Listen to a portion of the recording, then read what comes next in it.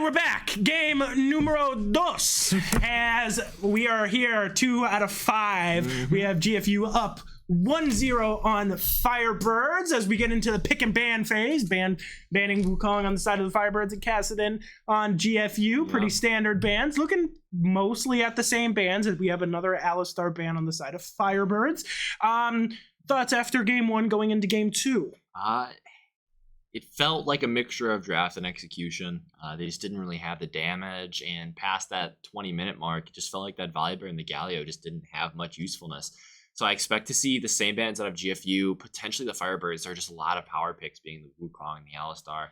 And whatever this third pick was last game, I do not quite remember, that they just I feel almost necessary to ban. So we'll see if they continue along with that same trend that they did last time. I'm more interested to see how the Firebirds change up their actual draft. 100%. We do see a Zaya ban coming from GFU. They did think it was a little bit of a problem, and they do also ban the Tristana. That was something that they didn't, that they weren't really thinking was a big of an issue, but apparently for the Firebirds, it was a little bit more of an issue into the early game, which coming into late team fights, that snowballing carry is massive. And then we do get a Lux ban on the side of GFU, taking Pac off of that comfort pick once again. But going into the first pick, we do see a Veigar first pick. That is safe. That's a very safe mid laner. That's something that we can do a lot of damage with. It's a carry mid laner, infinitely scaling, playing to the persona of the Firebirds as being a late scaling team for the most part. It is. The Jhin being first. This is what GFU has always done. This is just the classic, really, just to get that support and bot first pick.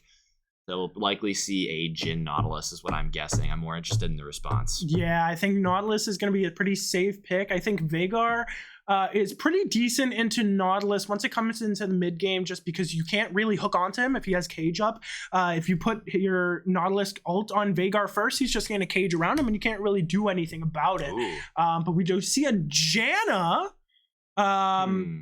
Very interesting pick, especially because you don't know what the Firebirds are going to play. Janna's really good into dive comms, but last game wasn't really a dive team minus the Volibear and Galio. But we do already see that Veigar is most likely mid. I mean, you can't play support, but Pac isn't really known for playing Veigar. Kindred, Hover.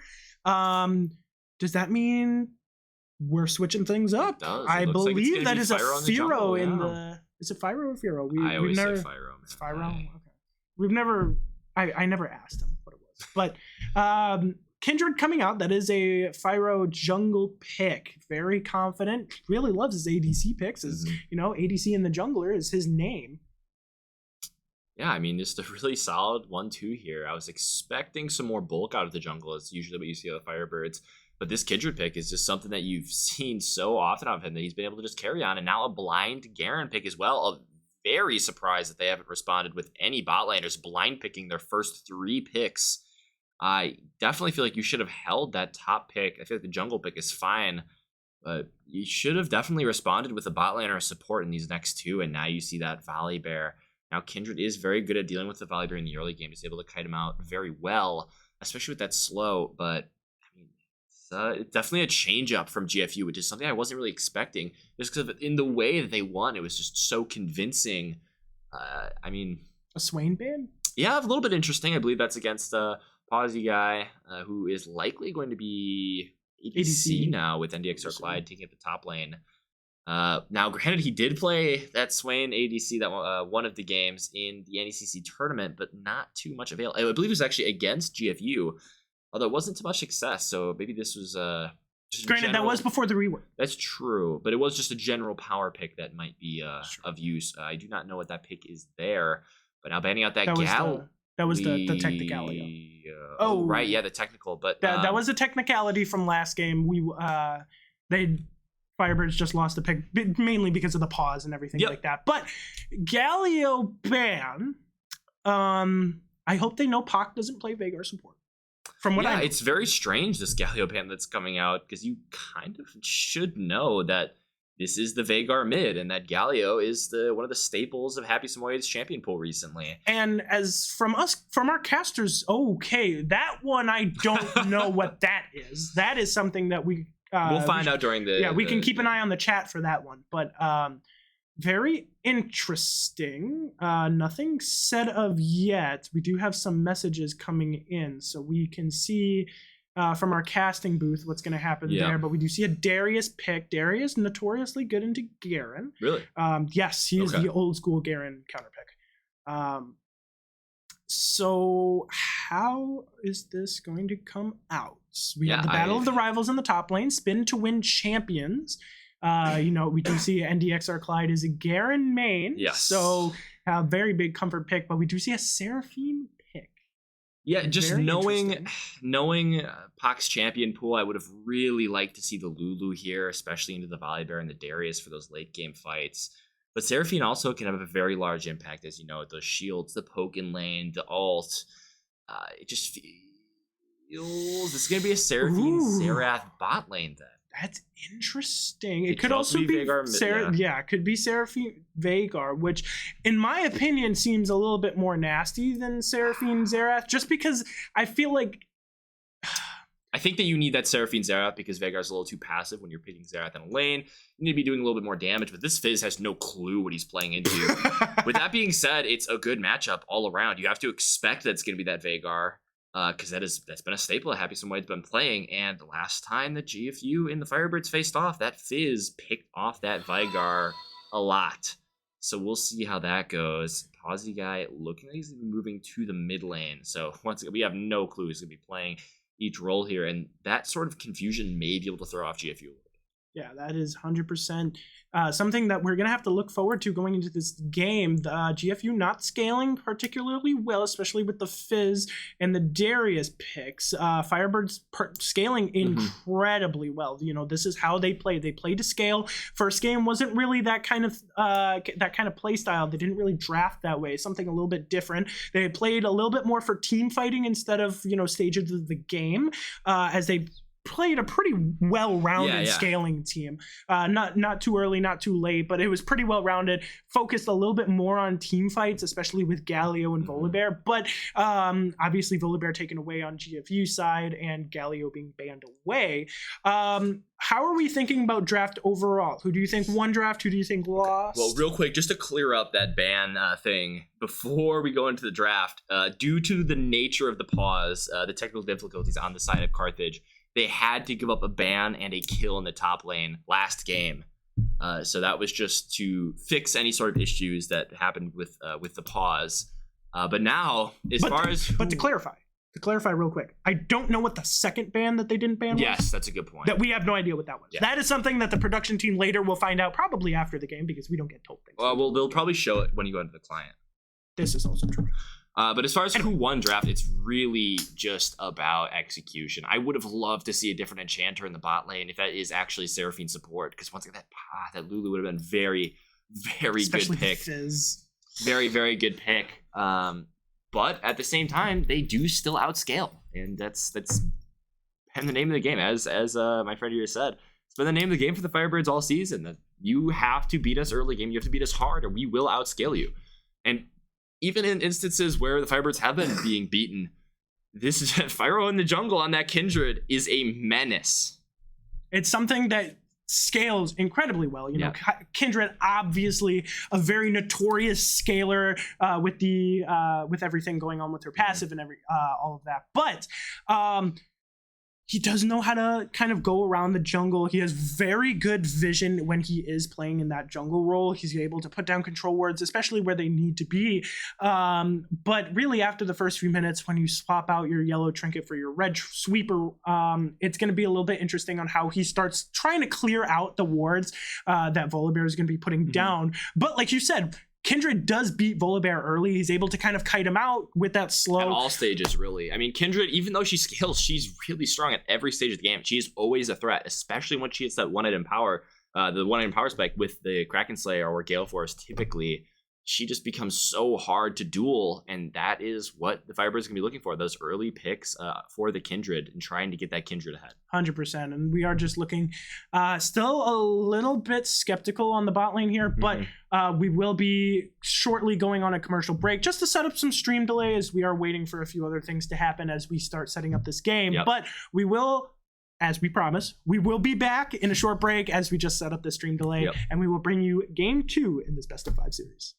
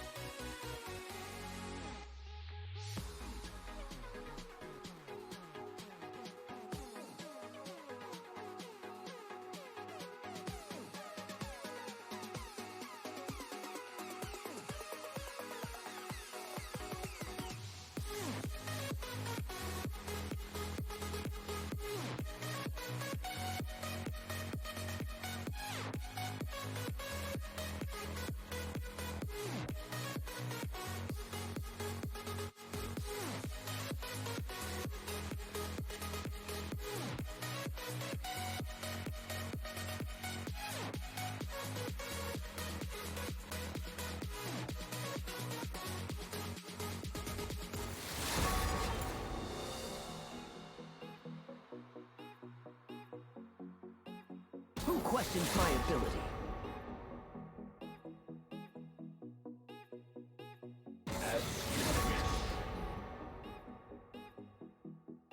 Now I'm angry.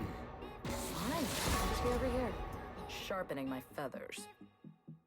Let me get in there. Put all my lights on would have brightened your day.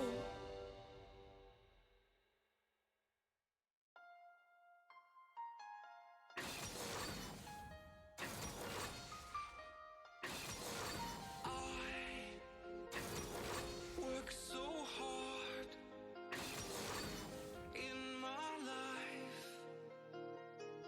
to get it right, know when to fight. I can't believe what you've done. You were never the one to say Not confused cowardness for wisdom. for me. I can't say much more than my life. I'm not even sure I tried.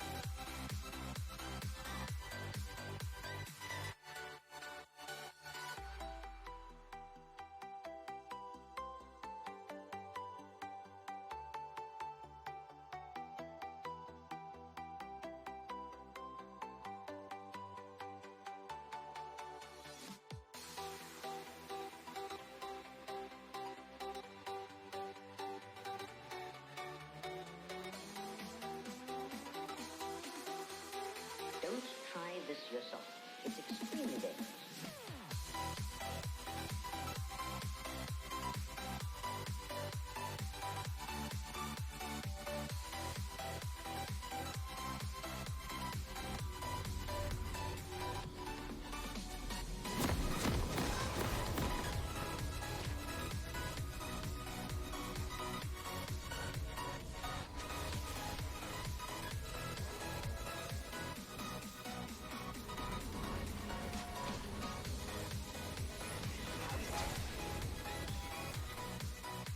Welcome to Summoner's Rift.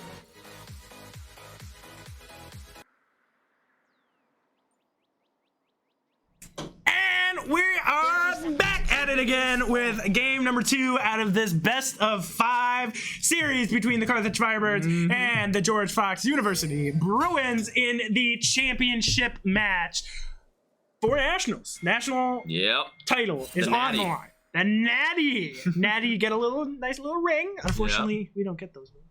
It's okay. In spirit, maybe. Yeah. Maybe I can get one of those like paper mache rings or like I'm sure we could like a ring we'll pop. find a way, Minions right? have spawned. Do a right NECC on the ring pop. Yeah, like carve it. I mean, maybe it would work, right? Yeah. Nobody would know. Nobody would know. I mean, like I'll wear it around and be like, yeah, bro, I played League of Legends. Oh, early action in the top lane! You don't win that. Run away. Oh man, that Darius bleed is tough. As we know, the passive for Darius does extra physical damage. Passes for over Garen and gets that time. nice healing though. That's true. He will have a ton of sustain. Very interested to see how this game will go. I think that the junglers, as always, are going to be a massive part. Fyro being the carry of the team for a very long time. We'll see how he takes over this early game.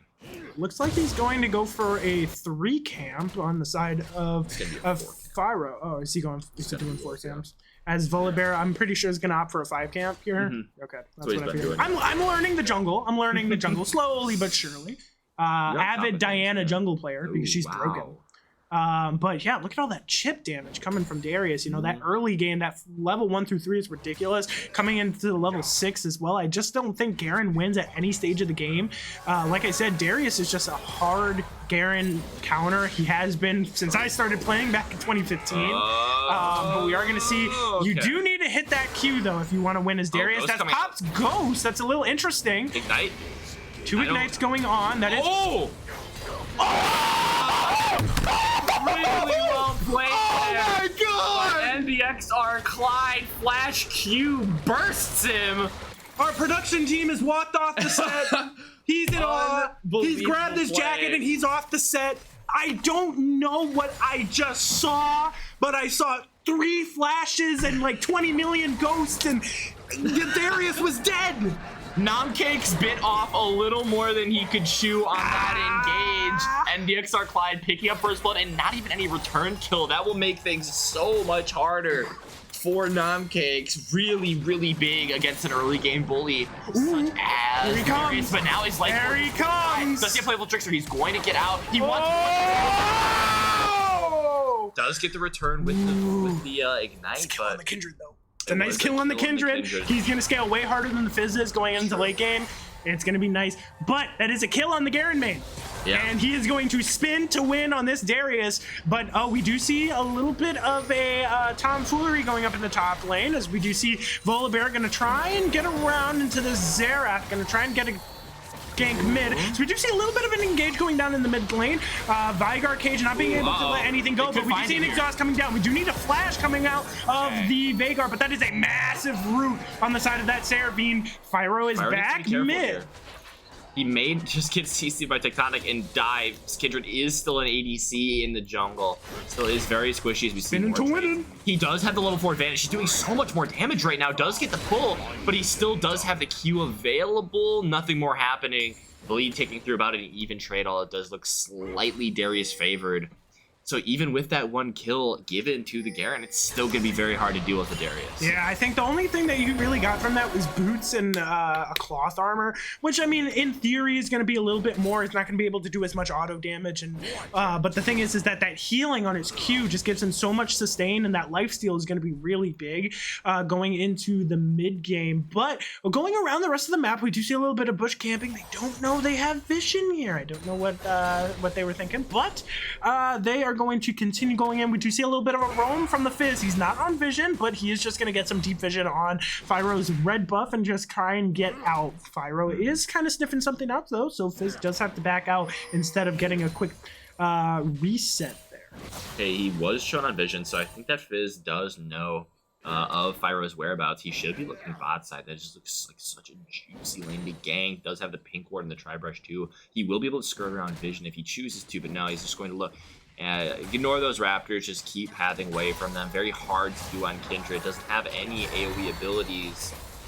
So we'll see how much more fed this Kindred could possibly get, although, man, this Volibear is farming well. He is very comfortable on that volley, a really good comfort pick for him. We did see him in the divisional rounds of the NECC tournament.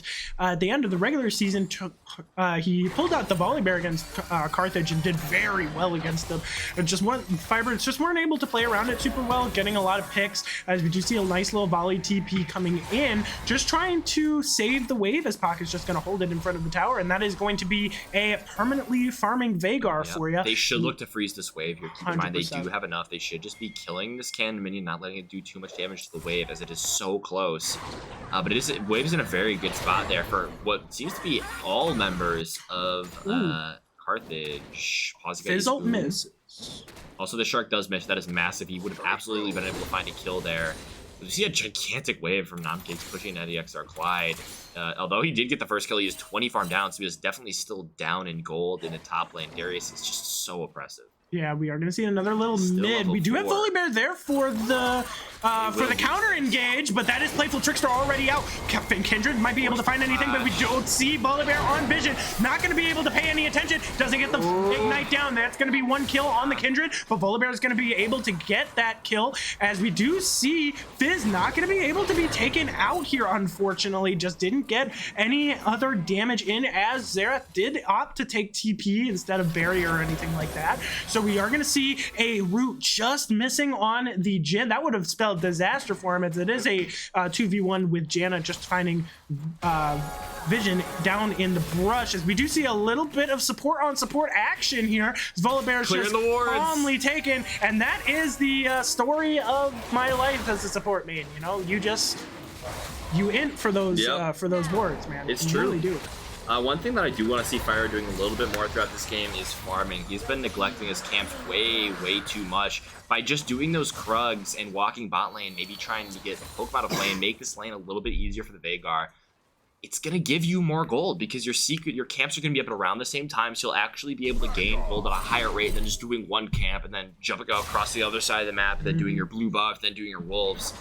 Neglecting your Krugs like this is a really easy way to fall behind and farm, as it actually does spawn at a lower level as well, so you're going to be getting less value from those camps. Well, and we are going to see a little bit of a top lane gank. Wave is there, so he does see him, but the mark is on Darius. He does have Ghost up, but that slow is going to be not enough to slow it down, as he's just going to get a little bit of damage. We do see an ult coming in, not going to be able to hit the stun. That is electrocute. That's only half the health. He does have to be able to get another kill, but he does have W up and Q's up. Not going to be able to get the Q up, and it's not going to be enough, unfortunately, as Fizz walks away. He's now 3-1. That is massive. Unfortunately, not able to do a whole lot else is that Xerath just not getting a return kill down. Fyro is on vision, not being able to do a whole lot, as he is now almost 30 CS down on that bullet. No, they've got to be so careful here. They have a numbers disadvantage. They need to know that. Tons of pings coming out onto the Rift Herald. They know they win this fight. They need to focus down one champion if they're going to win this, but it looks like NEXR Clyde just giving up Fyro. Another kill going to, the first kill there, going to NECC now. Slightly ahead in the top lane. That Darius is going to start getting rolling. Yeah, that is something that this could not happen. You had another disadvantage. You knew mid was just kind of off vision, or not off vision, sorry, was pushed in, so you didn't have mid prio there. Janet's still mid now, so you have 4 top to mid side. As that tornado hits, that's going to be massive. Not going to be enough for Fizz to look for any kind of engage, like a full-on engage there for anything, but does going to look in. Oh, never mind, I spoke too soon. Placeable Trickster does come out, as we do see another engage coming on the top side, just going to be trying to trade that kill back, takes an unnecessary turret shot, but does end up kind of winning that trade. That is another one. He does have flash up, but Playful Trickster does not matter. Fyro is back mid, trying to kill him. He takes 2 turret shots. He just needs a Q, and that Fizz is dead. Polar is going to be there to try and get it. Playful Trickster out, but here comes Garen. Flash, Q does pick up the kill, although they still have numbers advantage. Tectonic is a higher level than Fyro. It is so tough. He's just so behind in farm. He feels so weak right now. He just really needs to get those camps down. It seems like he's prioritizing ganking a little bit too much. Yeah, you have to find that perfect balance as when playing like a champion like Kindred. As we do see a really bad engage for that, and that is what I'm talking about. You miss one ability on that Garen, and you just get melted with Darius passive. That ult kills from such a high percentage of health, and that is just a death for them. As we do see another engage on the bot lane, and this has just been the story of their life, just getting Jhin W'd and nothing much coming of it, just because of that Veigar cage. Yeah, I mean, it's been very hard to play in the bot lane, but kudos to them. They still have 76 farm to Jin's 80, mostly because of how Jan has been roaming around the map here with Fyro. Grabs his Raptors and just runs straight bot lane, but I don't think that anything is really here. Yeah, you have to start getting your Krugs. It's going to try and path them. There he goes, down to his Krugs now, finally taking them for the first time in this game. Well, I think it's the third, but it doesn't really matter. Yeah, it's second or third, but it's been very rough here. They need to start finding advantages to other places in the map, but another shark hits. This might be the end of Posy, guys. So much damage. This Fizz is so strong. The 5th kill going to him now, refreshing his Darksteel stack number to 3. Yeah, that's something that you really have to keep an eye out. But, I mean, to be fair, there's only 7 kills on the side of GFU. Fizz has 5 of them. He's going to start flying out. But Fyro's going to be going in, and he knows that Volibear's there. I don't know what he's doing. He does have ult. He does have ulti there, but that's not going to be enough. We do have Fizz still there. He is 5 and 2. Not going to be able to do a whole lot. He's just going to be able to get 1 shot by the Fizz, and they're both going to walk away with about quarter HP each. And that was just something, I don't know what was going on, a lapse of judgment or something, that he saw Volibear on vision, still decided to go it down on the Fizz, and that is 6-2 Fizz. Gonna be down now 40 farm, a little bit more on the Kindred to Volley, and you need farm, as we're gonna see another dive coming up top, and NDXR Clyde's gonna go down here. Who is it gonna be to? That is gonna be another kill to the Darius, and it is looking very tragic here for the Firebirds. Yeah, no kidding. I mean, down 4,000 cold, this is not where you want to be. You want to be trying to stay as even as possible. This Fizz is just becoming more and more of a problem, as well as this Volibear farming so well and also finding these picks across the map for his team. Just really well played there by GFU so far. Yeah, it's really good on the side of GFU, just been able to go all the way around the map, and we know that Tectonic is just somebody that can just hold this team together and just able to do so much around the map at all stages of the game, and he is putting that on display, just able to do so much and just get his team ahead. We saw that the Fizz is now, 6-2. We see that this Darius is now 3-1 after getting that first kill, that first blood given onto him. So I mean, just not a whole lot. We see Fyro's starting to maybe try and get farm back up, but he's still going mid. There's not a whole lot that you can do. Posy guy's just gonna die here, just because with so much damage from that Fizz, and that's another kill going on to the Fizz.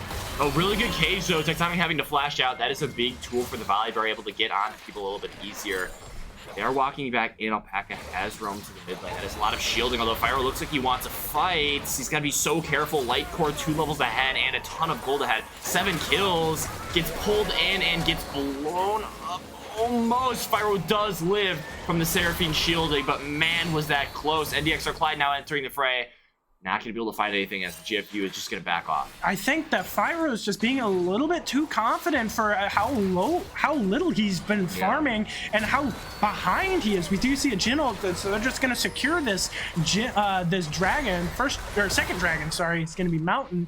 And, you know, you see that he's down 30 CS and he's still going in, you know, 1v4 trying to make something happen. But without Kindred ult too, that was just something that I don't know what is going on.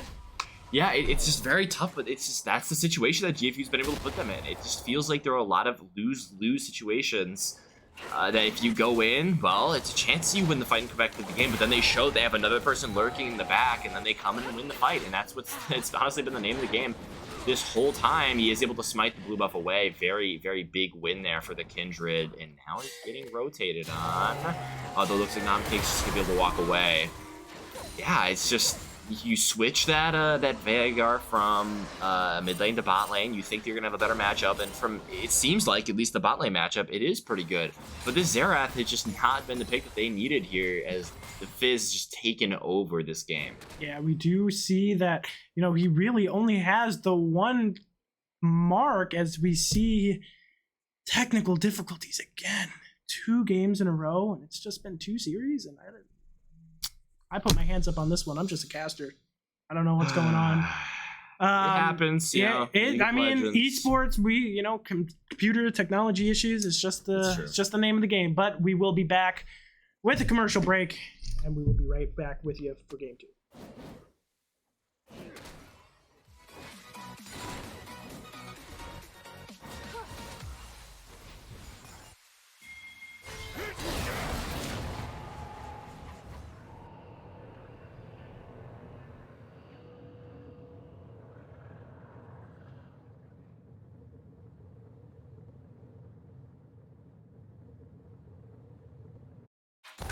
That was a good chase.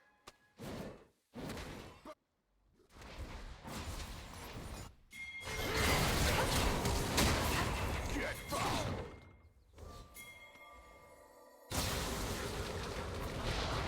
Alrighty, well, I guess we're back. It's been 5 seconds, so hey, it's better than like the 15 minutes. It's true, very short break this time. We'll take it. I mean, hey, we get a little tiny break here in between. Gotta rest our vocal cords, I guess. But we are back at it. But yet again, we do see a little good stun. But Janna shield. Oh my goodness, it's ridiculous. Not getting a whole lot done on that side. Getting a nice W, but the Q does get shielded out as their bot lane just not able to do a whole lot against the GFU side, just able to kind of get everything. But Fyro's not really going to be able to gonna get a little caught out here. Does see the Fizz? Gotta take care. Why you cannot fight this? Man. You can't fight this with no vision. He does have ult. That's so tough. This Fizz is so ahead. So ahead. Look at all the damage. 2 double kill going to the Fizz. He has now turned Dark Seal stacks. Flashes forward. Will be able to find anything. The ult is there. Playful Trickster does get away. Not enough damage on the ult. Could like we're trying to turn this around. No.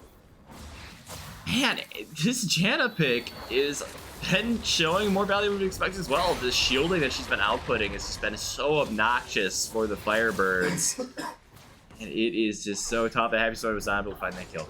The lack of vision and the lack of just like respect for this Fizz. You know, you've seen Firo go at him, you know, 3 or 4 times now, and without vision of anybody else, it's kind of a little confusing to see, you know, he's not farming as well as he could be, and he's just trying to make plays happen that just aren't there, unfortunately, and that's something that's just spelling defeat for him as a Kindred. You got that first kill, which is massive. Since then, 5 straight deaths, just not able to make anything happen. Like, we're now at 9-2 with a full stack Dark Seal. He's gonna probably back and get Magi's here, just extend his lead, and it's just not going to be good as he opts for a Sheen instead. Going to keep that Dark Seal stat. Oh, so I don't know. Stopwatch. Fiendish Codis and a stopwatch is what he's going to go instead of that Sheen there. Probably opting to wait a little bit on Lichbane, but you just need to play safe. It's 3-12. You know, you're down 8k gold.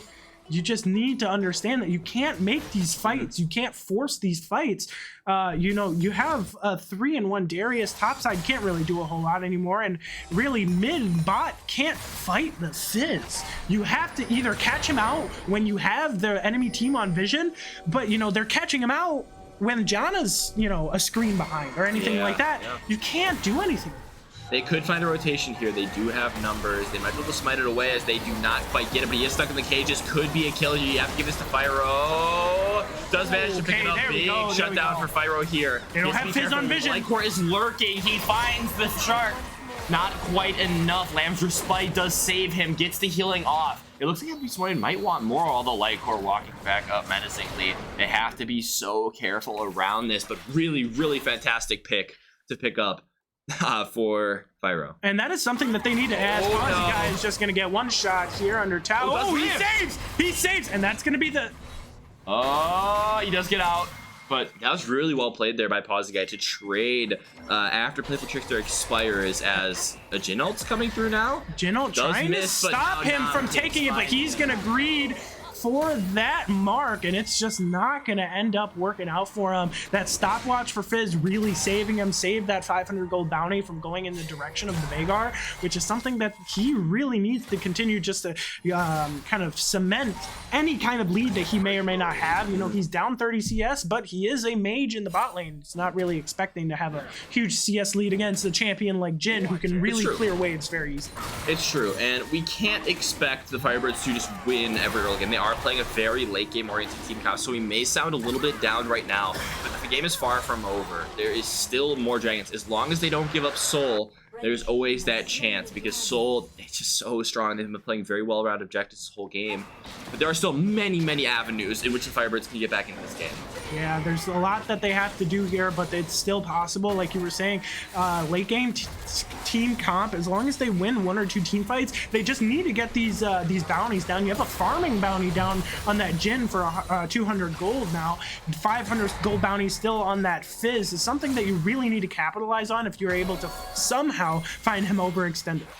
Yeah, it's just got to keep funneling gold to your carries. I mean, just keep getting them to Veigar, keep getting him to that Xerath, keep getting him to the Kindred. Just have the Garen in the side lane pushing out those waves like he has seen doing top lane.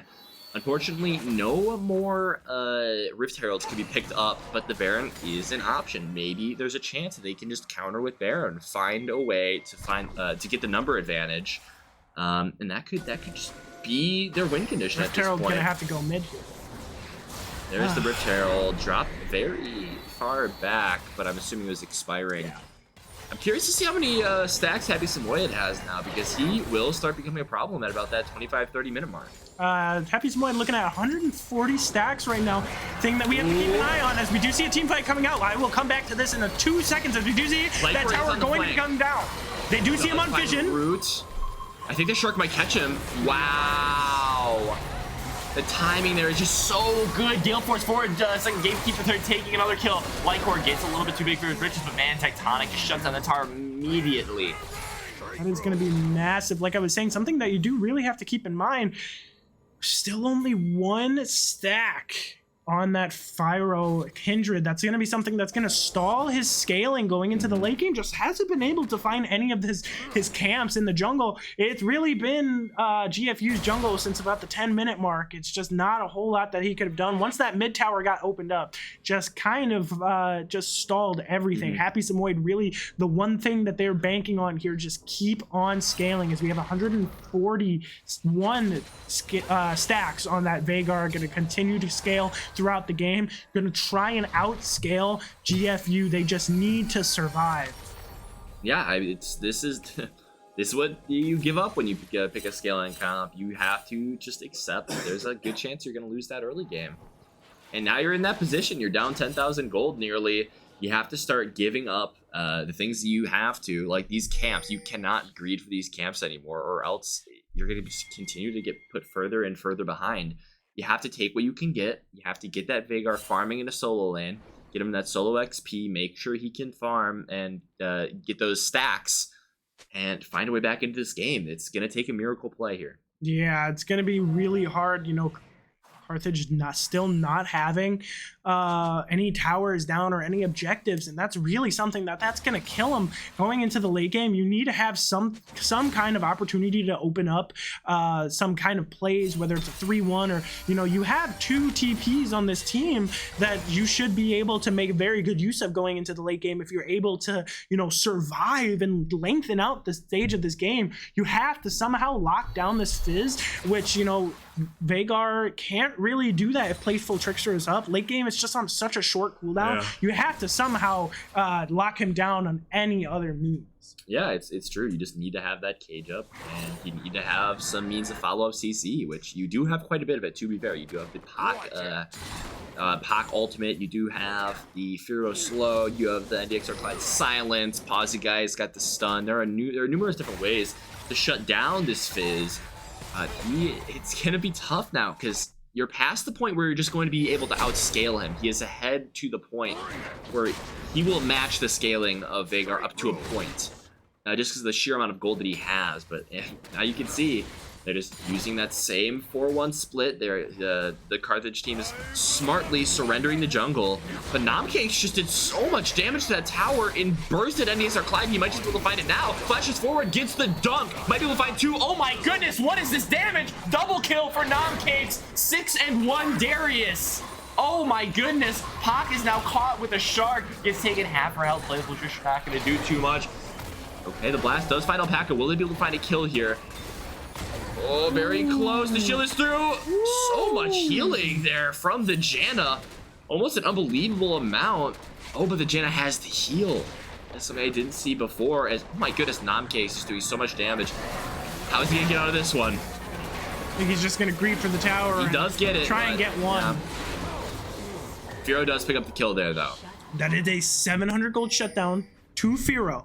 That is something that is massive. But they're picking up Soul. That is something that they can't have, and that's something that they're just going to get. You know, Infernal Dragon is up, Volibear is there. Nobody's going to be able to get there in time because there's no Hex Tech Soul out there. There's no Hex Gates, and you know you have to do the old school walk down there, and Kindred just can't get there enough or in time. That is going to be Infernal. So at 25 minutes to GFU, that is going to be something that they have to now work around, and that's going to be incredibly difficult for them to do, especially with a champ like Fizz, who can already one-shot you without Infernal. Now he can one-shot you even faster, especially with a very squishy-oriented team like they have here. But, you know, the thing with Kindred is you do need those stacks. Gold is great and all, but, you know, Kindred isn't a champion without her stack. She needs those augments in her kit to be able to get that attack range, to get that attack speed as well. So she can kind of start kiting out this Volibear. Right now she's such short range that the Volibear can either just flash Q onto her and be able to get anything. She does not have any vision here. Veigar Cage going to be able to save her, but Jin ult's going to be coming out. That is going to be Kindred ult, and that is Jin ult also getting canceled as well with Xerath. A lot of ults being used right now to try and save that Baron play and kind of stall everything out, but they have a lot of vision in Firebirds jungle, so they know exactly if they're going to be retreating or not. They only have that one ward in the Baron pit. Otherwise, they don't really have anything to go along with here. They're just going to clear out that pink ward and just continue going at the Baron here. They're going to be able to get this Baron at 26:45 around and just continue to steamroll this game. Absolutely, but there is always a way back in. This is League of Legends. The one upside of taking a very early Dragon Soul is that you are surrendering the chance to have an even earlier Elder Dragon. That's something that's a downside for a lot of scaling. Oh my goodness! So much damage, practically one-shots him. How did that shark hit? Oh my goodness! Small Enemy Company found one. It looks like he's gonna find another Pause guy. He does get taken down. Happy Way trades it away. But that is massive. Big shutdown. 650 gold. As I was saying before, if they can hold out on this next push, they might be able to find a chance at getting the Elder Dragon, and that is their way back in the game. That is what you have to start looking at next. Happy Samoyed is still several levels down on a lot of the carries on the side of GFU. There's always a way back in this game. you have to continue to kind of feed that Vagar. At this point, you know, he's the one that's going to be carrying you through this mid game, trying to hopefully continue to get all those waves, but he's not watching that Volibear is going to walk up and he is just going to get melted. Their inhibitors are going down. That is 27-minute inhibitors, and they're looking to 3 inhib the Firebirds here. As we all know what 3 inhibs spell out, that is going to be incredibly hard for them to come back from. As Jin ult comes down, we might have a big team fight coming down. We do see Volibear having ult here, but neglecting to use it as Garen does try to go in back on there. Pyro. And that is going to be a Seraphine ult that just misses Darius, as they are going to be able to get this inhibitor, and that is 3 inhibs down for GFU going into the Firebirds base. They will leave after taking those 3 inhibs and walk away with only taking wow. But Jin, Gale Force in, doing so much damage, and Pyro not being able to find anything. Flashes not going to be able to find anything, as Volibear is going to be able to ult in, and that is going to be game 2 in the bag. 28-30 game time. Wow. 2-0 for GFU. Wow, just a showing of dominance, and this is very familiar to what we saw in the championship game there. Just that early game comp used by GFU, the Darius, the Fizz, the Jin, the Volley, especially just being used so well. Diving under those turrets, it really sealed that lead for the Fizz. If they picked something else, like maybe a Trundle, they wouldn't have had quite that pressure in the mid lane, as the Xerath might have just been able to sit under tower for free and just, you know, chill. Okay, I can scale. All right, Fizz, you may have 5 kills, but I'm a long-range poke mage. I'm an artillery mage. I can just farm. But no, Volibear said, this is no longer your home. Shuts down those turrets, is able to pick up more kills for the team. Man. Volibear is such a powerful pick, especially for supplementing those early games. Once you get 6, you can just 4-man dive. We didn't see any 4-man dives, but we saw 2-man dives with Volibear, and, you know, to great success, being able to, from what I saw, he was about 3 for 3 on his dives. Yeah. He was insane, a perfect record on that side, but just not, Firebirds not able to kind of get any traction going on in that early game. You know, they have a late game oriented comp. You know, you had the first blood on the Garen, which was a big hype moment there, but just not able to get anything as he got ganked from that Volibear. And, you know, as we saw from the last divisional round, you know, Tectonic is so good at supplementing his team kills and objectives, and he's so good at objective control that the Firebirds and the entire team just isn't able to supplement that, and they're just letting them have everything that they want, and they're just not able to contest anything just because of how far Tectonic has pushed them behind. Yeah, it just feels like they were trying to do a little bit too much in this early game. You see the Kindred needs their marks, and it just pushed those chances a little bit too far, and especially with the mid lane just getting dominated by Lightcore, it was just a dominant showing. It was just something that the Firebirds weren't able to kind of get back from, or at least kind of hold out until. But as we kind of step away from this this second game, we will kind of come into our third game in a few minutes as we get the athletes to kind of take a little chill pill, get used to the new game, new champ select, and kind of refresh themselves. Yeah. But we will come back with game 3 in a few minutes.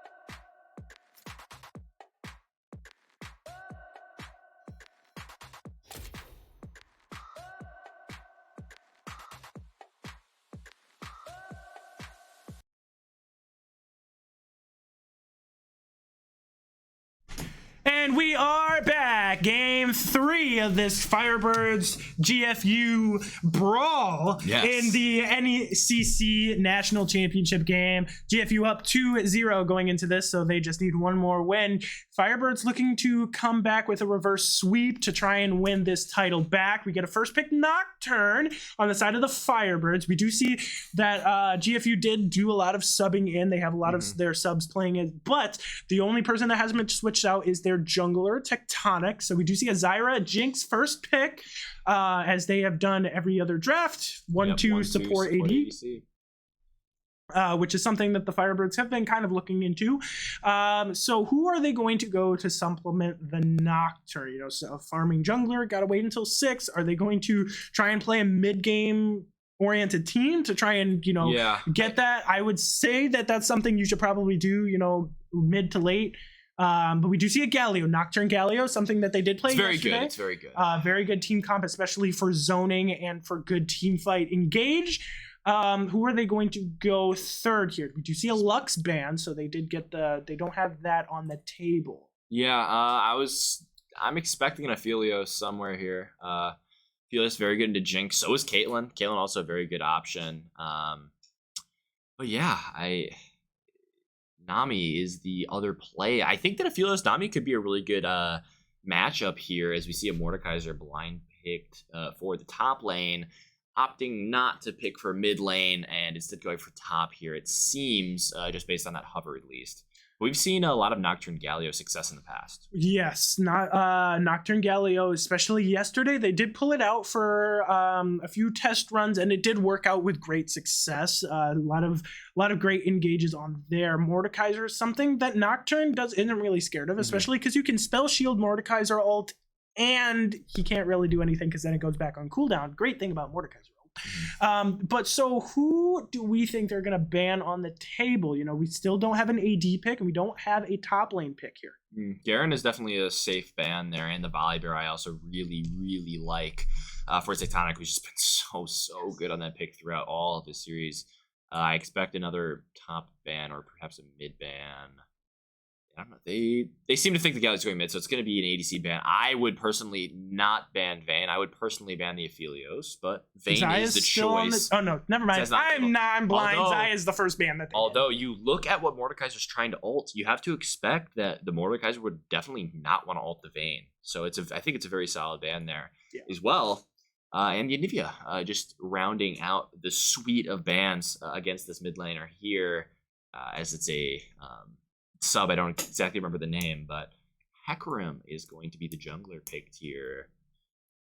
Yep, Hecarim's going to be a jungler. Just going to be very solid all-around jungler. Can engage, can duel in the jungle. Farms very, very fast. Although he did get nerfed, he did get buffed very soon after.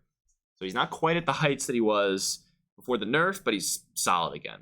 Yeah, I mean, Hecarim's always been here and hit or miss. I mean, there will be sometimes that for 2 weeks or, you know, 2 patches maybe, he'll be like at the top of his game, and then his pick rate goes all the way down. So Aphelios, amazing team fight. That's going to be something that's going to go amazing with Nocturne Galio, especially if Aphelios has the right guns. You know, blue is amazing. Infernum is something that, you know, in team fights, Infernum ult is just something that you cannot ignore. It does just so much damage, especially so much burn, spread, not burn.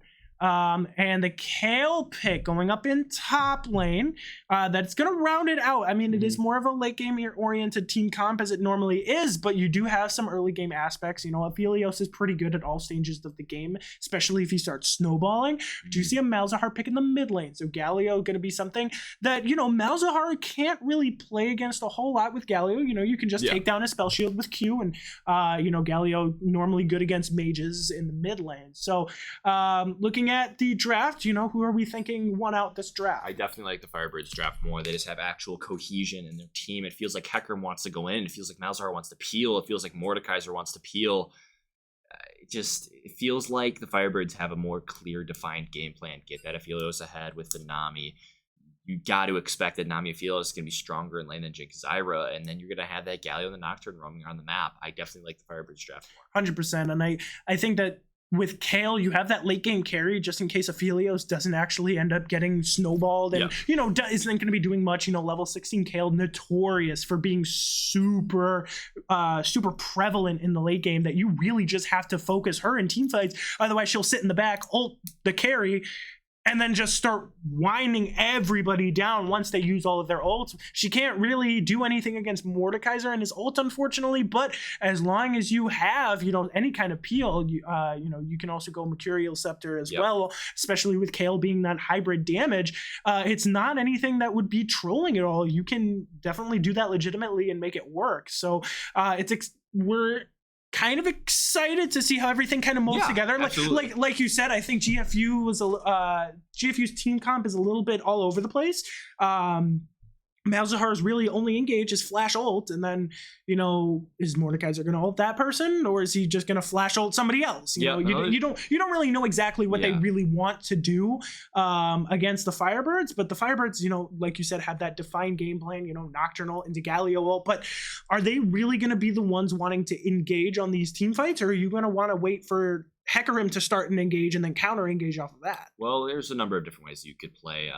Another thing I want to talk about is the bot lane. Zyra Jinx is not a bot lane you're going to see too often. You do have the follow-up with the Chompers as far as getting rooted by Zyra into another route from Jinx, but it's just going to be really hard to get around that early game strength of Fearless Nami.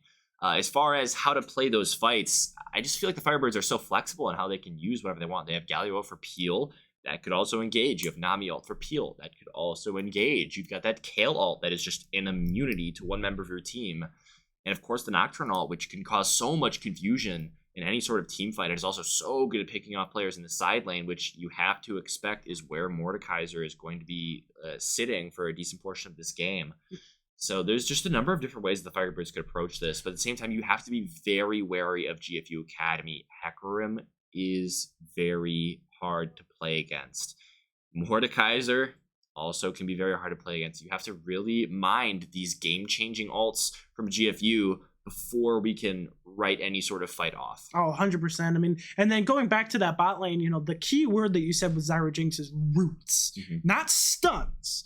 So, something that Nami can deal with is that she's the one that gets roots.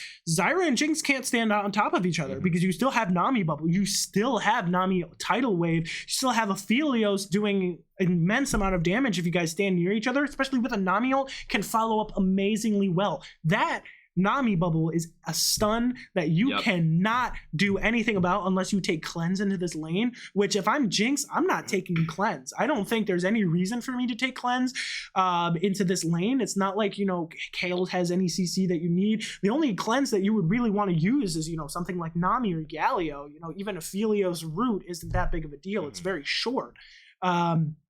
So there's not really a whole lot that you would be wanting to cleanse there. So Nami Aphelios is very oppressive, while Zyra Jinx is also very oppressive, but Jinx takes a lot longer to get online than Aphelios did. Aphelios really, once he gets red and white, he's able really to start dueling. Fight. Yeah, he's red and white. He's ready to fight. I mean, it's just how it is. Jinx really needs to wait until at least level 6, and she really needs to get a kill or two to start snowballing and being that late game menace that we all know and love. Well, know and hate. I don't think anybody likes dealing with a fed Jinx, but Aphelios, especially once he gets ult, if he has the right guns, it's just ridiculous. And Aphelios has that skill expressive that Fyro likes to play with. He loves that skill expressiveness of all of those ADCs that he plays, that he's able to outplay 2v4s, 2v3s, 2v2s in the bot lane to try and get himself ahead. Now how Nocturne's going to play around the bot side, or how he's going to play around the map in general, that is the question that we need to see. We did see the Galio first game, did not do a whole lot, not a lot of roaming, not a whole lot of any pressure along the map, but yesterday when they played Nocturne Galio, there was a lot of pressure on the map that Galio created, especially with Nocturne. So now we have to see, will that Galio change up his playstyle, not playing against Xerath that can kind of counter push his lane back in, or is he going to try and keep that snooze fest mid lane going, so it's kind of just wave gets pushed in, wave gets pushed back, yada yada yada. There's a lot of playmaking ability on both sides of this match. Absolutely. So I'm excited to see how these team fights unfold. Yeah, it should be very explosive. You should be looking as usual. It feels like we don't get a lot of farming junglers in the NECC. Definitely a lot of playmakers like the Nocturne and the Hecarim. Yeah, I'm just very excited. This should be a very dynamic game as Galio Nocturne roaming all over the map. You should see some lane dominance coming out of the Aphelios Nami. A little bit of weak side Kale as your dessert of this meal of an exciting match. 100%. I can't agree with you more. I think the Kale's going to make for a really exciting game. Anyway, we will get back to game 3 shortly. I trust you. This is not a commercial, or this is not a technical difficulty break. This is, however, a commercial break. It is. You all know and love the commercial breaks. It's just how Twitch is, let's be honest. So as we set up stream delay, we will get everything all set up and we will bring back game 3 as we come back.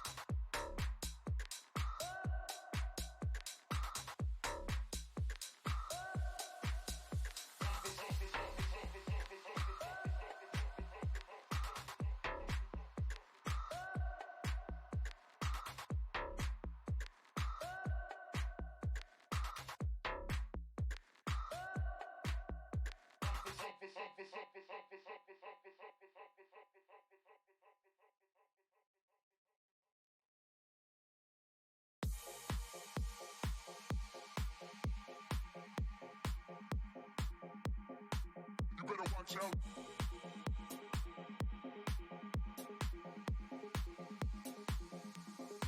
You better watch out, watch out, watch out, watch out, watch out, You better watch out, watch out, watch out, watch out, watch out.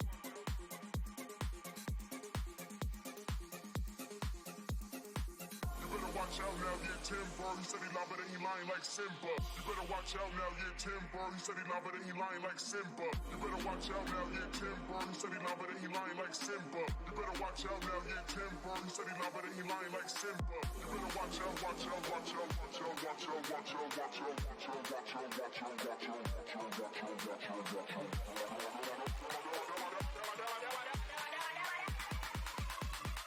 Watch out, watch out, watch out, drop it.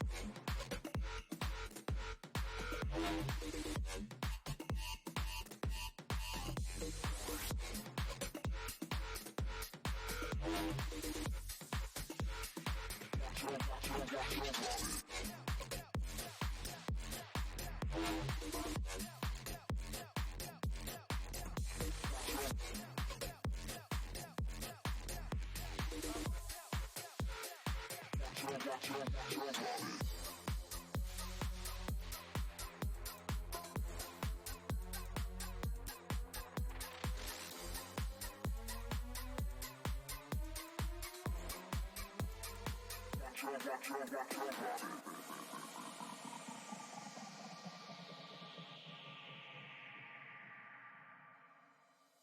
better watch out now, yeah, timber. He said he love it and he lying like Simba. You better watch out now, yeah, timber. He said he love it and he lying like Simba. You better watch out now, yeah, timber. He said he love it and he lying like Simba. You better watch out now, yeah, timber. He said he love it and he lying like Simba. You better watch out, watch out, watch out, watch out, watch out, watch out, watch out, watch out, watch out, watch out, watch out, watch out, watch out, watch out, watch out.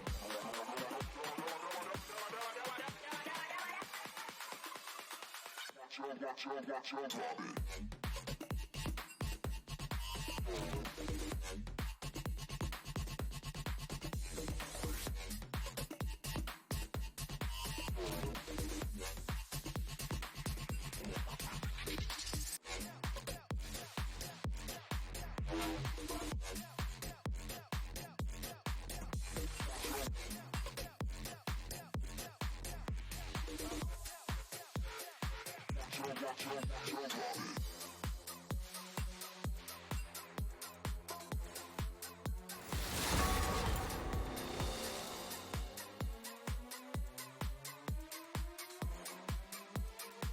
Who questions my ability?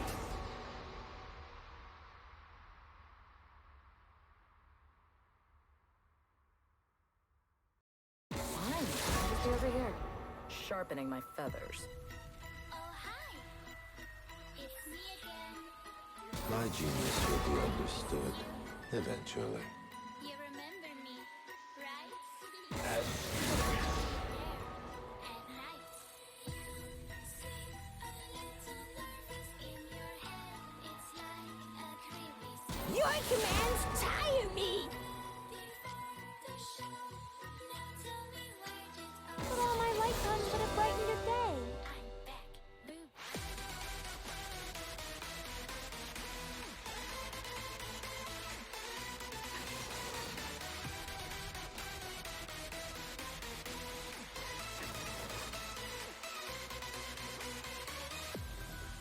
I control you just as in a game.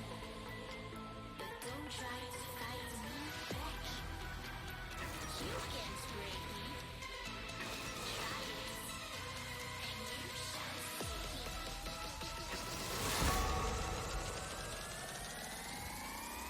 I'm back.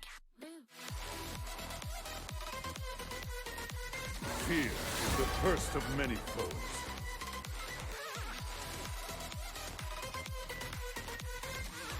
You have the heart of a weakling. impure fools.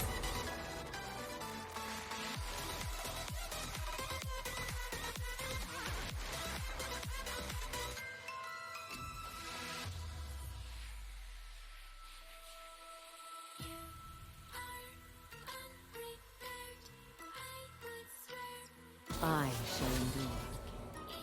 It's like a magic show, a darker flow. I won't let you go. I'm here.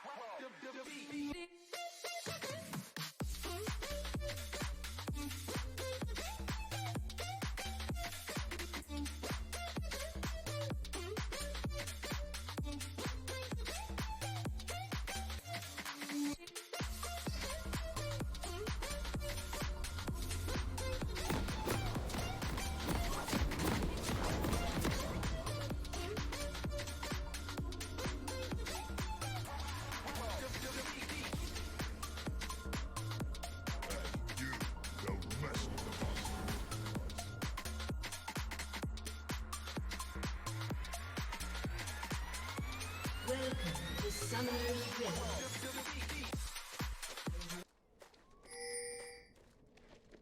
And welcome back as we are back to game 3 out of potentially 5. Yep. As GFU is up 2-0 to the Carthage Firebirds.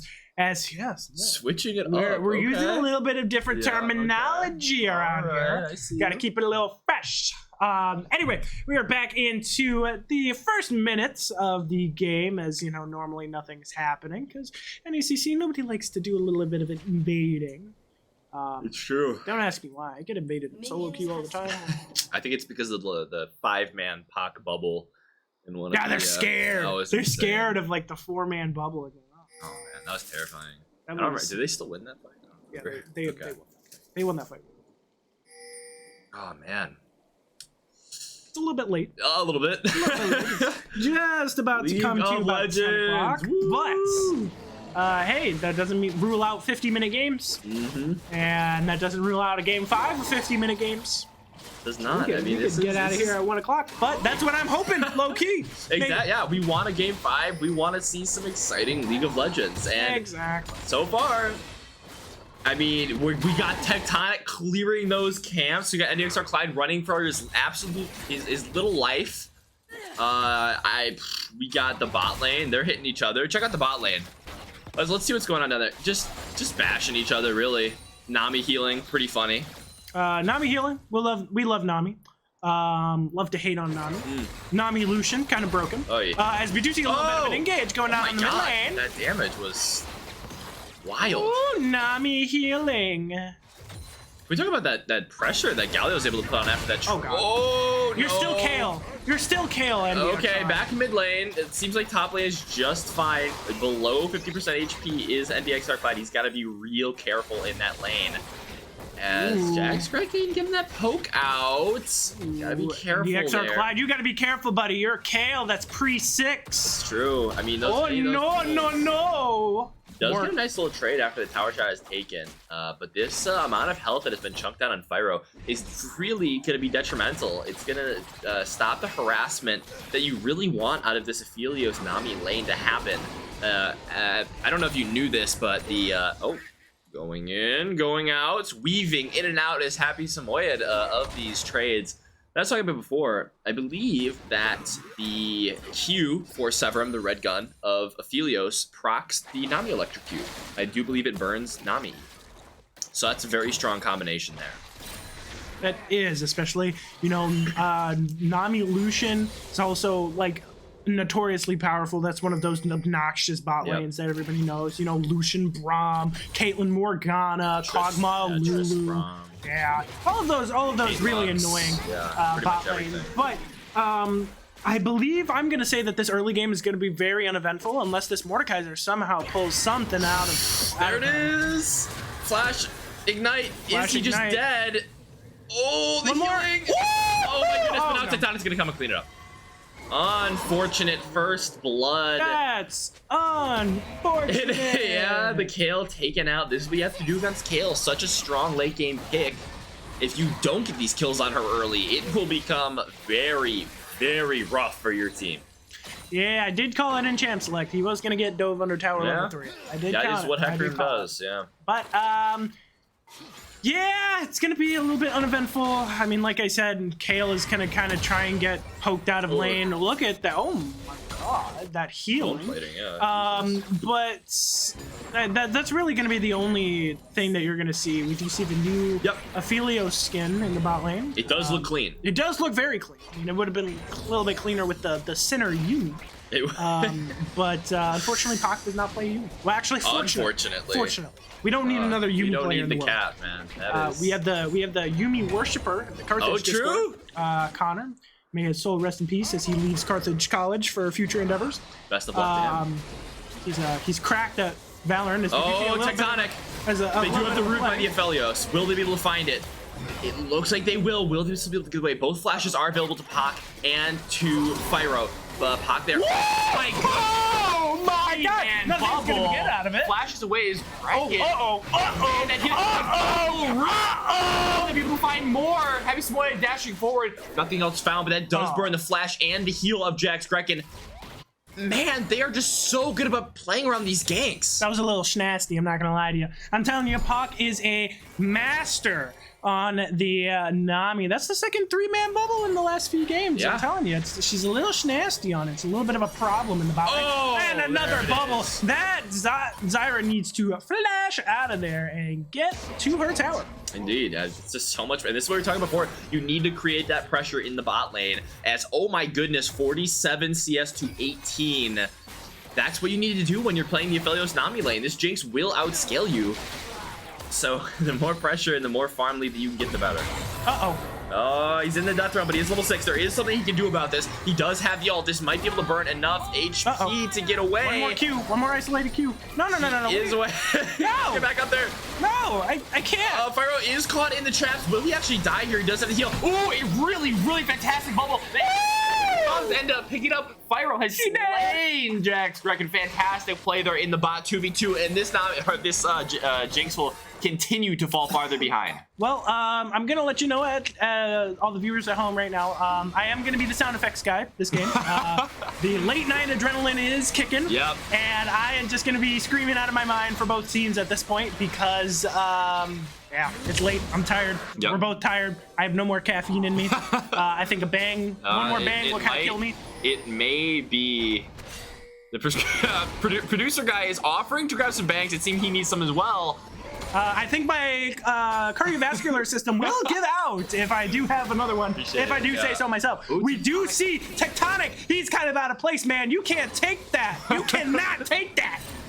Yeah, I mean, this Gale may be weak in the early game, but once she hits level 6, she does have that damage, especially with the Berserker Greaves.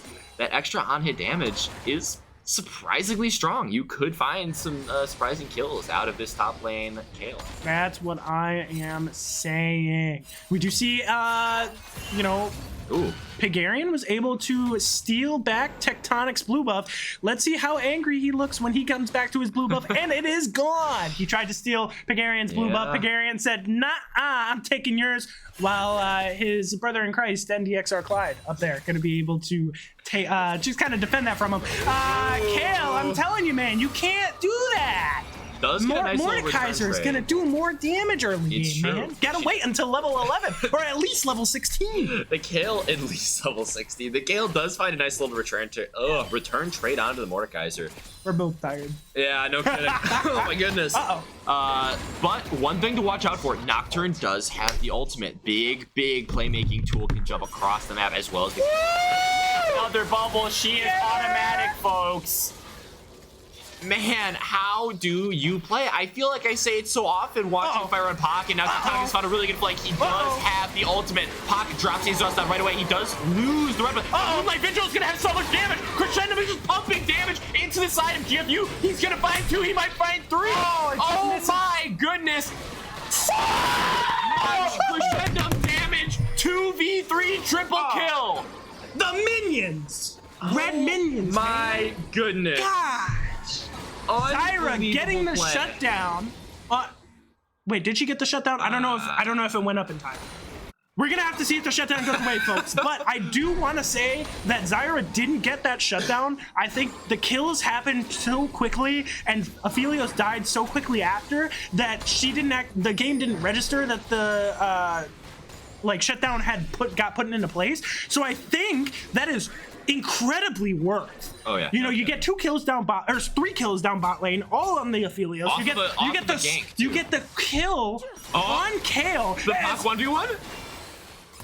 Electrocute frocking? Okay. Nami's OP, I guess. Apparently. That's like Morgana, but even worse. Like what? Yeah. We do look. It's okay. Wait. The solo. No, They're not 6 yet. Wait, They're Super not Mega Death Bucket 6. does come through. Bubble taking care of those minions. Man, this is some serious prowess here being shown by the bot lane of Carthage. This is turning out to be one of those games. It is. The masterclass on the bot lane. It is. But we gotta start looking across the map. The Paranoia did come through and did pick up an assist for that kill in the top lane. While we were freaking out about the insane 2v3 outplay, we did get a Kale kill, which will of course always be nice. The faster you can get Nashor's Tooth, the faster you can get hit level 11, and eventually level 16, the better. And just accelerating that insane ceiling that this team comp already has will just be massive for the Firebirds. Yeah, it's going to be huge. You do have to just stall this Jinx scaling as much as possible. If this Mordekaiser can't play the game, he will not be able to play the game all game. He'll be forced to take Zonias. He's going to be one of those Mordekaisers that kind of ults and Zonias, as we do see. Oh, they find her! Oh my goodness! And then she's going to crash. And we do see that ult, not gonna happen, but we do see Nocturne not gonna be able to get the kill as of yet, but just gets out, has to flash away. But Aphelios gonna do a little bit more chip damage on that Jinx, not gonna be able to have anything Tectonic. It's gonna be roaming down on the Hecarim, gonna be coming mid. No, he doesn't really know where he wants to go. He's going back, forth, up, down, left, right. I don't know what AB he's doing. start. The jungler's pathing looked like the Konami code. Flash ult. He And the Clyde does have ult. Will he be able to find something? A lot of can't damage. kill him, Flashes not yet. away. Okay, Tectonic now getting to the bot lane, but 2 flashes will save them. And NDXR Clyde does get away. Really fantastic timing of that Kale ult, saving him and pulling him out of the death realm at the very last second, flashing away, escaping. Fantastic play by NDXR Clyde. 100%. And Shady, I see your comment down there. Yes, we are R2D2 all the time. I'm sorry in advance for, well, not Headphone advance, users, for yeah. headphone users. Beware, the stream will get loud the later the night goes. So yeah, we're not getting late night stream, but we are getting late night screaming. It's true. So, it's true. We are in the esports arena. There's no dorms around us, so I'm not too sorry. Yeah. Plus, this is my night. I'm having a good Yeah. time with it. You know, we bought 10 cases of Bang earlier, and we're ready to use them. It's true. Even though I said that my heart will go into Oh, cardiac wow. arrest, but look So at much- the. I'm telling you, level 6, 1 power spec. Level 11, she's gonna start doing way more Yeah. damage to that Mordekaiser. It's not gonna be easy to happen. Yeah, I mean, I think it was just more because the Mordekaiser stayed there. He's forced to stay out a little bit longer because he doesn't have that teleport. He was actually forced kind of to take that Ignite and find some kills on NECC Clyde early, but now he's just being stuck and caught in lane. It is gonna be something that, you know, this Mordekaiser is going to. Tectonic is in the top lane though. What's gonna happen? What's gonna happen? No ult on the Kayle. No ult on the Mordekaiser. She does have a lot of damage, but oh, Galio Fantastic roam! Heroic entry coming in knocks up too! Oh, he picks up the Mordekaiser, and so much DPS coming out on back room now, taken down by NDXR Clyde, picking up 2 for the side of Carthage. And another bubble! Misses the Aphelios Q, but it doesn't matter, he's out of lane again! They can't stay in lane! The Nami is schnasty with these bubbles. She cannot miss. She's a machine. It's like Morgana. She doesn't miss Qs. It's true. Now this Nami doesn't miss bubbles. It's ridiculous. The bot lane can't play the game. Nobody's there to stop him. Look at the CS gap. 109 for the Aphelios. Yeah. 450 for this Jinx. She just can't play the game. And another dragon now taking by Carthage, and this is what we haven't seen in the last few games. Just this proactive play and playing around the bot side, letting Fyro and Pac go to work, winning the 2v2. Now granted, of course, the subs did come through, so this could change once the subs come back out. Solo coming out. Oh, a little bit of an early flash. Won't be able to get away from this The Nami ult. Oh my God. Save From downtown. Fyro is going to pick up that kill. The sniper rifle picking off the Jinx. She can't miss. The Jinx also has 55 CS, might I add. Oh my God, we do have another dive coming up top. Tectonic does not like this Kayle. Kayle ult is up. They might be able to find it. Malzahar TP up to the top lane for some reason. I don't know what's going on. Okay, This Kayle the does extra have Clyde ulti. does have the a little bit early though. Maybe I think that might be the death of her. Mordekaiser taking tower Mordekaiser go aggro, down. and he gets 1, but the shutdown does go to the Malzahar, who did ult or TP up top lane. So I guess it becomes worth it for him. There's a little odd, but he ends up getting the kill. Galio's not going to be there in time. Did not have the ulti to try and save that Kayle, but that is something that's going to be worth for that Malzahar at the end of the day, as Galio is trying to get the Tectonic off of Pagarian's Grump, which ends up working. Everybody has the spell shield though! I was just thinking about the spell shield in the blast cone. He has to flash away. Oh no, that's an Olaf moment. It is. It's it an is. Olaf moment. Oh my God. Oh no, Fyro is now caught out Jaxrick in the bot lane. He is so much more strong than this Jinx, but the Chompers are going to hold him at bay for a little bit longer. He does have the mythic advantage. Will he continue for more? It looks like the Jinx is just kind of sitting in bot lane trying his best to run away, but he does get a movement speed bonus on the Q. He's red and blue, so he's Going not to red get and away. white. He's not super ready to fight, but they're still really good guns. It's true. I mean, this is textbook from what we've seen in Carthage on the other games so far. Maybe this is exactly what they needed to get back into their groove and start turning the momentum back on George Fox. 100%. I think that this is a definite ego boost that they need right now in this early game. As long as they can close out this game with a W, I think that that's something that they can definitely work with going forward to this next game going forward. As long as they're able to kind of to keep their lead. Mordekaiser and Kayle playing a little ring around the Rosie. Top lane, there is another ult. Let's see how this one turns out. Kayle does not have She's ult just for so this one. strong now, though. She's level 11. She's just chunking out. She's this Mordekaiser. level 11. She finds solo kill into death round. He's gonna get pushed perhaps on her tower. Ult does come through. He is feared away. Chilling Spidey does also come through, but so much movement speed outside of NECC Clyde. Will be able to find the cutting out. Just but the minions! Fantastic play there by NECC Clyde, able to find the kill without the ult. There is so much damage on this Kayle. Now she is 5-3. She is a menace. And here comes another one. Galio not going to be able to come out because it is under tower. Not a whole lot coming through, but that was a decent Nocturnal. Able to get a few things out. So if we do see that Zyra Flash did come out from that Nocturnal, so it becomes worth, you know. Yep. Flash is not on as long, or is on longer of cooldown, than Nocturnal, which makes, I mean, pretty much hitting Nocturnal on cooldown is always something nice, especially in team fights. It's just, even if you don't go in permanently, I mean, it's just great to have. How are we thinking about this game? What's something that GFU needs to do to get out of this fight? Get out of this game with a win. Will Vigil heals back that 600 HP. They really need to take down Fyro. They need that shutdown, and they need it on Jinx. Tectonic needs to fight a big engage in one of these next team fights. That ult needs to be put to better use. Fyro's just been getting so much farm, almost 100 CS up on the Jinx, 17 minutes in. It has been a massacre in the... Oh my goodness, that crits! Woo! Unbelievable. This damage out of the Aphelios is otherworldly. Oh, now red and white, they just cannot hold this tower. The chakrams are going to be put to good use. Taking down the structure, Bubble does miss, but Tectonic... Oh my goodness, two are going to be... Oh, almost two. One chakram off. The Kale is able to find the Jinx once again. It is a 14-4 game, 17 minutes in. This is the dominance that we have been used to seeing Carthage put out and demonstrate on the Rift, and we need to keep seeing this. It's been one of those games that, you have that late game scaling comp that you just get ahead early and it's game over from there. There's not a whole lot that the other team can do if a late game comp is just able to get this early of a lead, unless, there's a major throw that may or may not happen. You never know. Like you always say, League of Legends is something You never know. It's a game that is winnable at all stages of the game, and that's something that is always a factor going into these kind of games. Absolutely. But Fyro's favorite dragon getting picked up. Hextech Drake as Hextech Soul. One more to go. And I would like to direct all of the viewers' attention. T-minus 3 levels for the Kale before it's GG for her. And she just becomes one-shotting machine.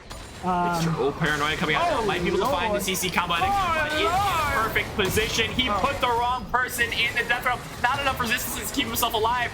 And now the KO comes through. Oh, that's gotta feel bad. So much immunity. Pigarian taking out Ginger Treble. 100%. That was insane. Oh, Jinx ult missing. Double taunt, that could be big. Pigarian does get hit by the ult of the Zyra, but will that be enough? Heroic just coming in, just a bigger shield. Pigarian fighting the Triumph stack. Oh, get her! He flashes forward, and the Triumph takes care of it. Double kill now for Pigarian. Oh, Lord! Just really clean play by this jungle mid duo. We see Fyro in the top lane, pretty much 1v1ing the Malzahar in lane, just not able to do a whole lot as that Malzahar against Fyro. I mean, he just heals too much, does too much damage. And so we see Pak is kind of just making sure that everything's fine from the jungle from a safe distance. Might be doesn't looking want to to get dive, one shot. You could definitely set up a dive. That was 2 auto attacks. 2 Oh three, my 4 goodness! Auto attacks. 5 auto attacks! Goodness! 1, 2, 3, 4, and 5, and he's gone! That's more strikes than in baseball, but I'm fine with it here. I mean, yeesh, that damage. It's just something, man, that Fyro brings to the table, and Aphelios' skill expressiveness is coming out, and you just can't stop this man. He is 7-1 with a 100 CS lead at 20 minutes. Unbelievable. Refresh my memory there. What do we call that in the CSP? Or in the League of Flame Legends? Horizon. What? Flame Horizon. I believe. Let's see if he can keep. Oh, steals the creeps. That's gotta feel bad. Let's see it. Oh my God, Tectonic can't play the game at this point. It's really tough. I mean, you gotta find those early advantages on the Hecarim. It's what it's so good at, and if you don't, it can start feeling a little bit bad. That ult will always be good. Piece of utility in a fight, but the raw damage and tankiness not being there is so detrimental to how fights play out with him. I mean, he needs to go in. If he doesn't have the tank stats or the healing to allow him to do that, it just feels really bad. 100%. I mean, and I would just like to put attention to this Zyra. I mean, she's been hitting everywhere. It's true. It's ridiculous. She's automatic. It's unfortunate that, well, okay, I spoke too soon. But she's been hitting every route. It's just unfortunate that, Fyro is able to kind of nullify that and work kind around of it. work around, start one-shotting people anyway. But she's been hitting everything, just not enough lockdown and follow-up afterwards to get any kills. Absolutely. I mean, this is okay, as we always say, League of Legends, how does GFU get back into this game? They need a throw. I don't think that there's anything that GFU at this point against a scaling comp like this that they can do besides Carthage throwing. I don't think that there's anything Jinx that they is can still in the game. Jinx is still in the game, but she's also 0-5, down 100 seeds. It's true, but there's always that ticking time bomb opportunity as NDX did not realize he was sitting on vision. He still does have the ult Tom coming through. Oh no, Tectonic does not want to be there, having to ult out. I don't know who he ulted, but it doesn't seem to matter. He ulted Galio. Yeah. Oh, Galio? Yeah. Oh, it is Galio. Doesn't seem to matter though. Oh my goodness. Pyro, you got some guts to be standing there. I mean, Jinx doesn't have ulti. He does have red and white. He does have red and white. That's so much healing in addition to the amount of DPS that he can. He's healing off the tower. Look at him go. Yeah, it's just unbelievable the things that a Fedifelios can do. And could they just look to end? They could look to end. It's a 25-minute or 23-minute game, but I don't think that there's gonna be. Pyro, what are you doing here, buddy? He is red and white. He does have red and white. He could find more. So much damage coming out. That's one. He might find two. There is the second. Oh, Pagarian does take the pet. Very unfortunate. Double kill there found. Moonlight Vigil hitting both, but not finding quite enough damage. I think that they should just end right here. Oh my goodness. That is Spotlight. Ooh, Moonlight right here. That is game, set. Wow. And that is gonna be it for game 3. Quadra kill for Fyro at the end of the game. That is just what Carthage needed to get back into this one. The momentum fully swung in their favor. They're feeling fantastic off of this win. And now we just have to see how will GFU respond. They're taking their subs back out because clearly that didn't work. They need their regulars. Wow. How will they both game plan around this? They just saw the affiliates completely dominate. Will they choose to ban it? Will they choose to more prioritize the Galio, even the Nocturne? Also, is just a pick-making machine. I think, personally, so we saw these subs come in. We knew that something, different play styles were bound to happen. We saw that bot lane was playing a little bit more aggressive than the GFU Academy's, starters. They do play very passive. They play, their starters play a lot more passive than these subs did. And that's what their downfall was. They played very aggressive. They got caught out by Pac. Yeah, it's true. And it was over. Fyro got 1-2 kills, and it was just a snowball from there that you could not stop. It was a train that went choo-choo, went out of the station, and it was over. Just saying. So I think that when GFU if they put their starters back in, it's something that they have to realize, hey, we need to continue playing safe. So Fyro can't do that. That's true. How Fyro is going to attack them is going to be something that you don't necessarily know. Now, a question is brought onto the table. The last time that this happened, yesterday, the question was, who do they ban the next game? Are they going to continue the same bans, or are they going to do what other teams have done, that they just ban the Galio Nocturne or the Nami? The thing with the Nami ban is you give Pac the opportunity for Lux, which is more damage, more poke, more CC. Well, not more CC, but a lot more lane pressure. That while, yes, you're still going to be sitting under tower, you're going to be taking damage now. And you're going to be taking a lot of it. It's true. And you can't really do anything without Tectonic's help. So at that point, it's just based on who you're going to ban and what your game plan is for next game. So I'm excited to see what their game plan is going to be for next game. What do you think is going to happen? I am too tired to think about this at this moment. I would rather just wait it out and analyze it when the time comes. So with that being said, what a saucy transition into a short little commercial break. We will see you during the next draft. Yes, sir.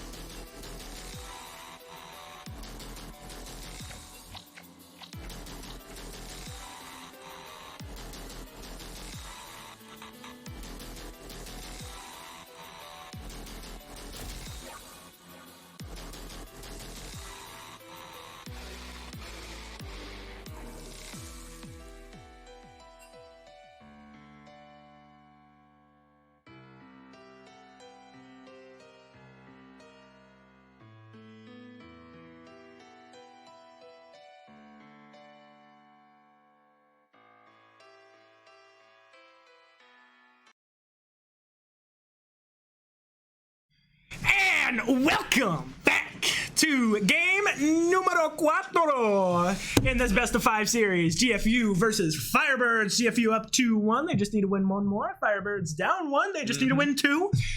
Force game 5. We see the same bands coming out as we have been seeing it. Now, we do see a Volley Bear band coming in, and there is the Lux Hover band, and there it is locked in. So, what are we thinking first pick? I gotta go jungle. Yeah, I was just thinking Nocturne is a really just solid pick. It's shown a lot of success in the past, and it's just really hard to find a way to counter it. There's no real way to stop him in the early game. He's just such a good 1v1 machine, and he can really make those plays once you hit level 6 and you get access to his ultimate. 100%. Yeah, you saw exactly how much utility that brought off to the table, and that we're getting ready for this 1-2 pick support ADC as we've been seeing this entire night from GFU. Hasn't really had any differences. Here comes the support pick. Most likely going to be something like Nautilus, Nautilus, I would assume. Loves playing those engaged supports. Did play Gianna. That's in true. game 2, Into Nocturne, so, it might not be a bad idea either. Yeah, I think into Nocturne it would be pretty good. Yet, if they do pick that Galio comp like they've been playing, that they played last game, I don't think it would matter too much. Nunu and Willem. That guy's a menace. He's a little bit of a we'll a little bit of a problem. I think it's a very on brand for what Tectonic likes to play. Just a lot of early game ganking and map control. Also very good at farming. We'll see how it goes. I mean, we're picking up the Aphelios as the counterpick to the Tristana. And, I mean, you could go a number of different ways in the mid lane here. Could also go top lane. You got to expect, just pick up that Nami right away. Don't let him ban it away. And then heading into the second phase of bans, you got to expect the Galios going. Got to expect the Galio ban. You have to expect, okay, here's the Nautilus pick. Yep, very on brand for GFU Academy. Just how it is. Likes that Nautilus pick. Very nice comfort pick, especially into a Nami. There's Enchanters. There's the Galio pick. Now, what are we thinking that? And there's the Fizz band. That is massive. I really like that band, especially into other mid laners. And there's the Vigar. Let's keep this in mind. Akshan's on the table. It is. That's a good point. A lot of AD damage, but it's still Akshan. Could get an AP top. The Kale was so effective last game. We'll see if they decide to whip it out this one. I mean, I really would want to see the Kale as more of a counter pick. I agree. As you did see last game. Oh, there's your champ, buddy. We are gonna see how that's gonna be. I love playing Annie jungle. Tried a couple of times. I think Annie's just your favorite. Right. You just love her. Oh God. She's just oh awesome. Dear, please. She's awesome. Okay. Next pick's coming for GFU. You gotta expect that it's gonna be a mid pick. Do not want to give the top counter pick for the Firebirds as he's. That's an Aurelia mid, I think. That can be flexed. I mean, it obviously that's like the most obvious flex that you could pick, and I think to mess with the Firebirds, that's an amazing pick. Aurelia can be going top, mid, usually top, but I mean it's like 75-25, I would think, or maybe 66-33. It's really it's pretty evenly split, but you normally see her top, mainly mid as like a counter pick for certain champs. Now, what are they gonna pick, mid or top? I mean, honestly, you can just pick counter picks for. I heard a lot of no's. We're going to keep an eye on the chat just to see what it was.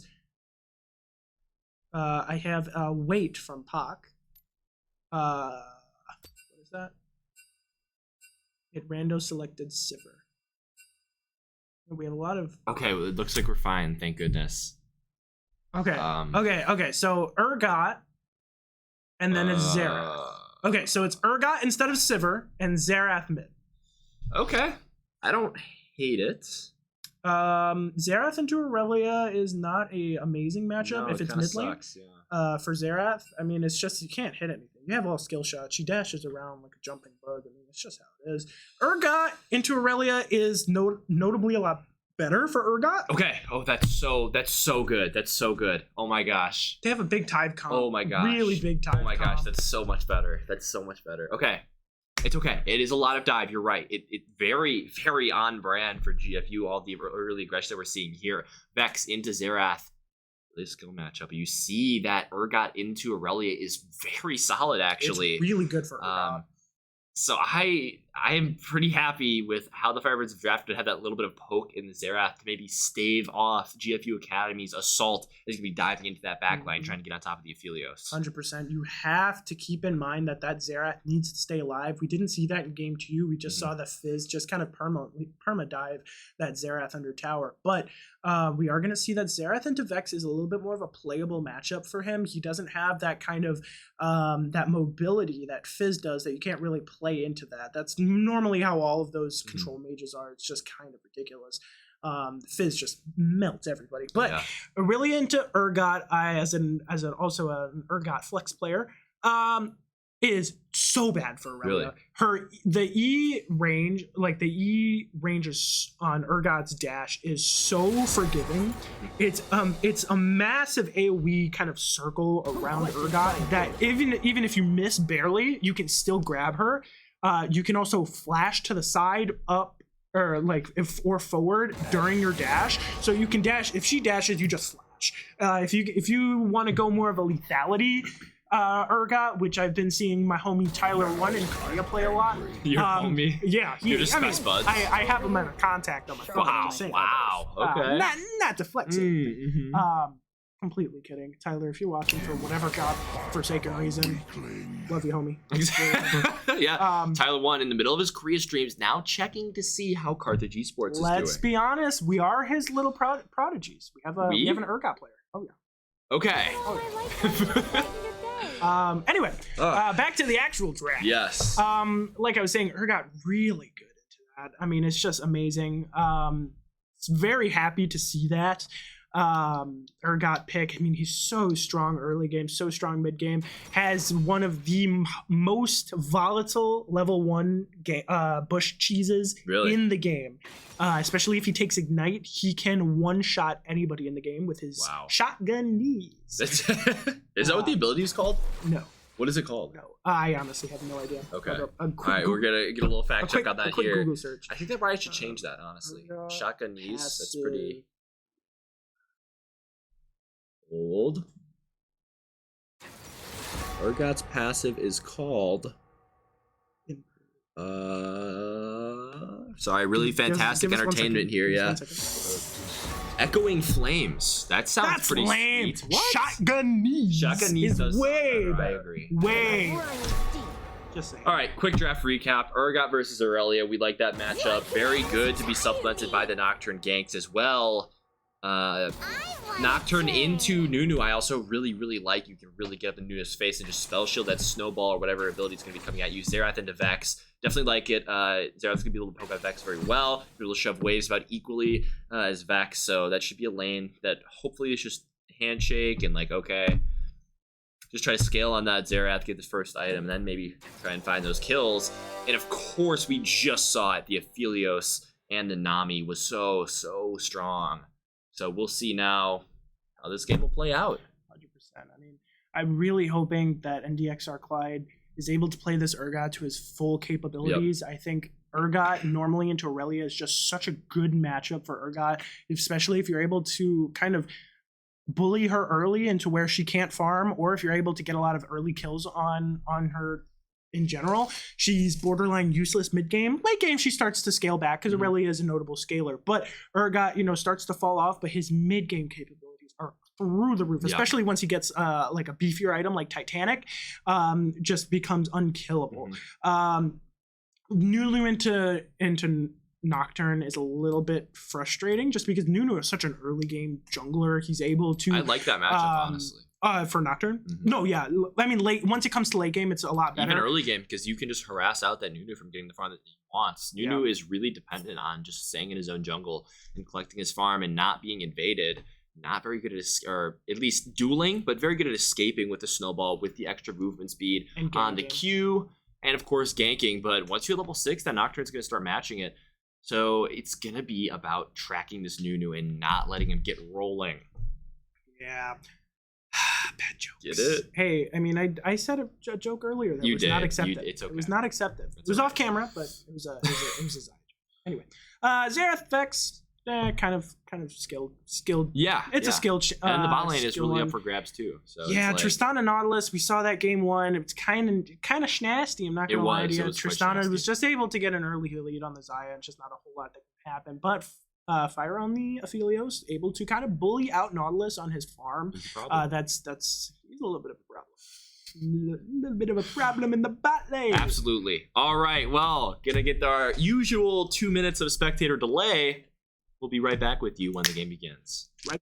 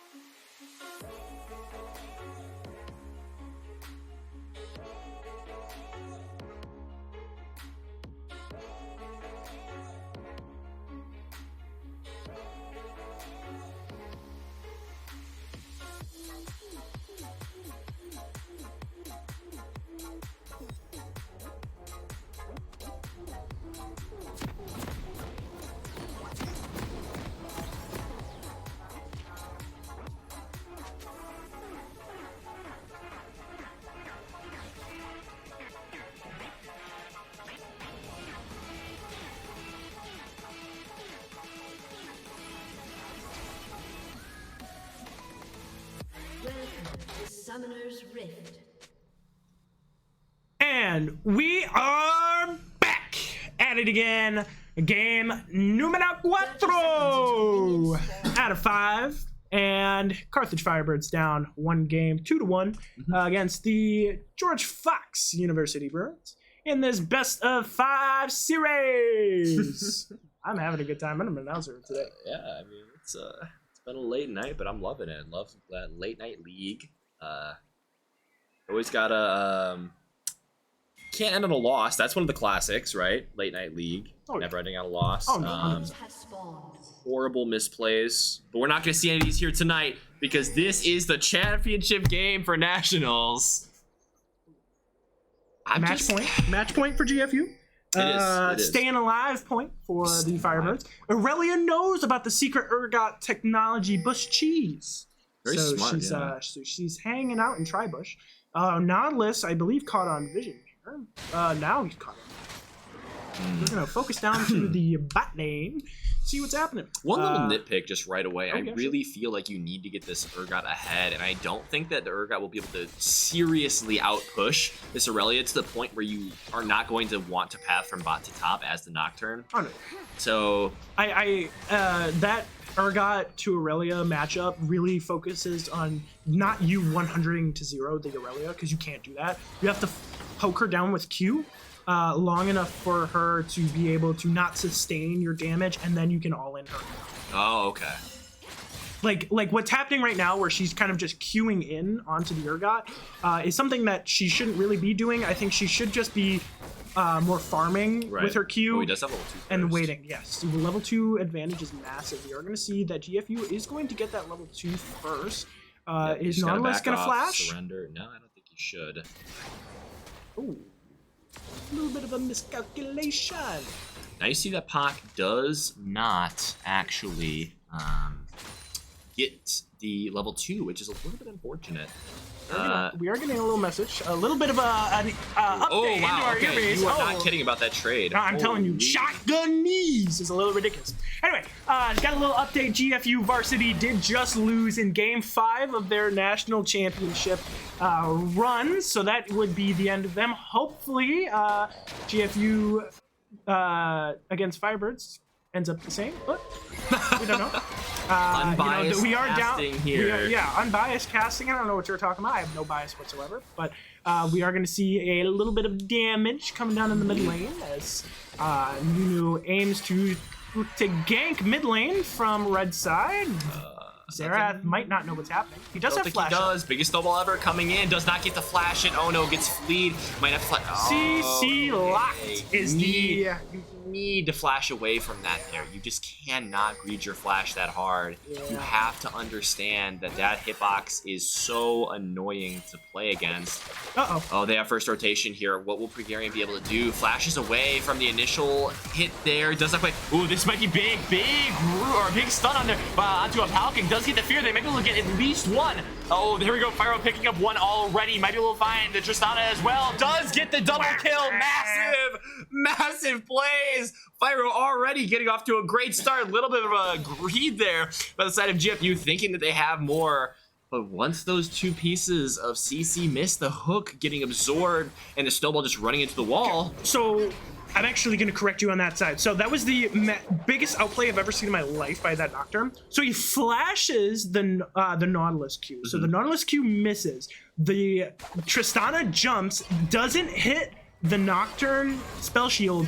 He spell shields the Tristana bomb. Wow, really? So the bomb didn't even go. So she didn't get the passive of her W to get off when she fully gets that bomb. Bomb completely fizzles. The Nunu snowball hits that tree in that top left corner. Ooh, Nunu coming in again. He does have flash. Oh, but he's got vision this time. There we go. That's what needs to start happening in the mid lane. And now that he does have that flash, gonna be used maybe in an offensive way later in the game. Now that we'll be able to start poking out this Vex a little more. Although she does have that corrupting pot start.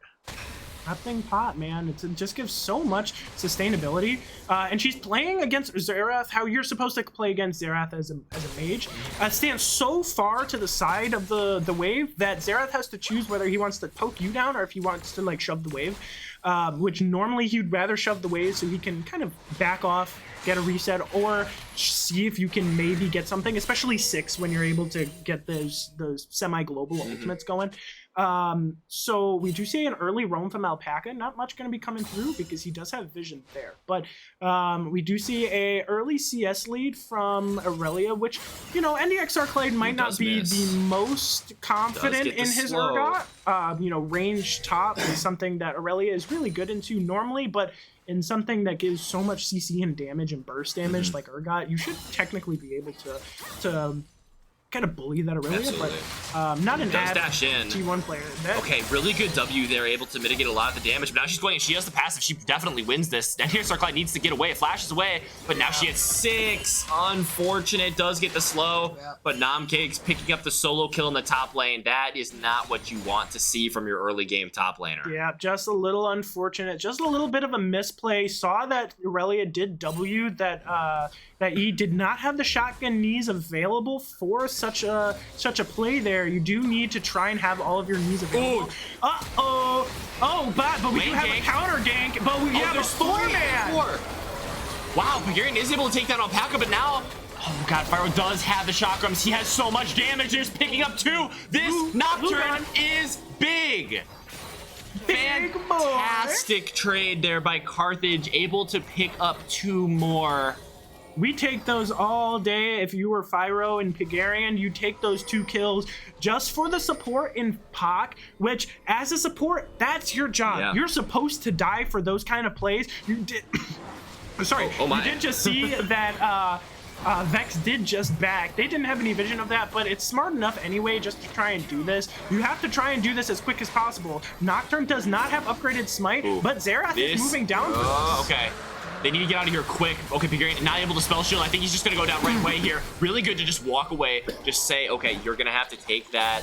You will get the kill. You will pick up that shutdown, but we're gonna secure the dragon, walk away with no more hurt. Perfectly fine. Do you know who picked up that shutdown? I believe it was the Nunu. Okay, not terrible. Oh my goodness, another massive bubble forcing out the flash from the Tristana. And that's all damage before 6. Unbelievable. And now this is just a repeat of the last game. Like, it's just unbelievable the amount of oh, Moonlight Vigil is coming out. They might be able to find out the kill. An unfortunate way to hook forward into it.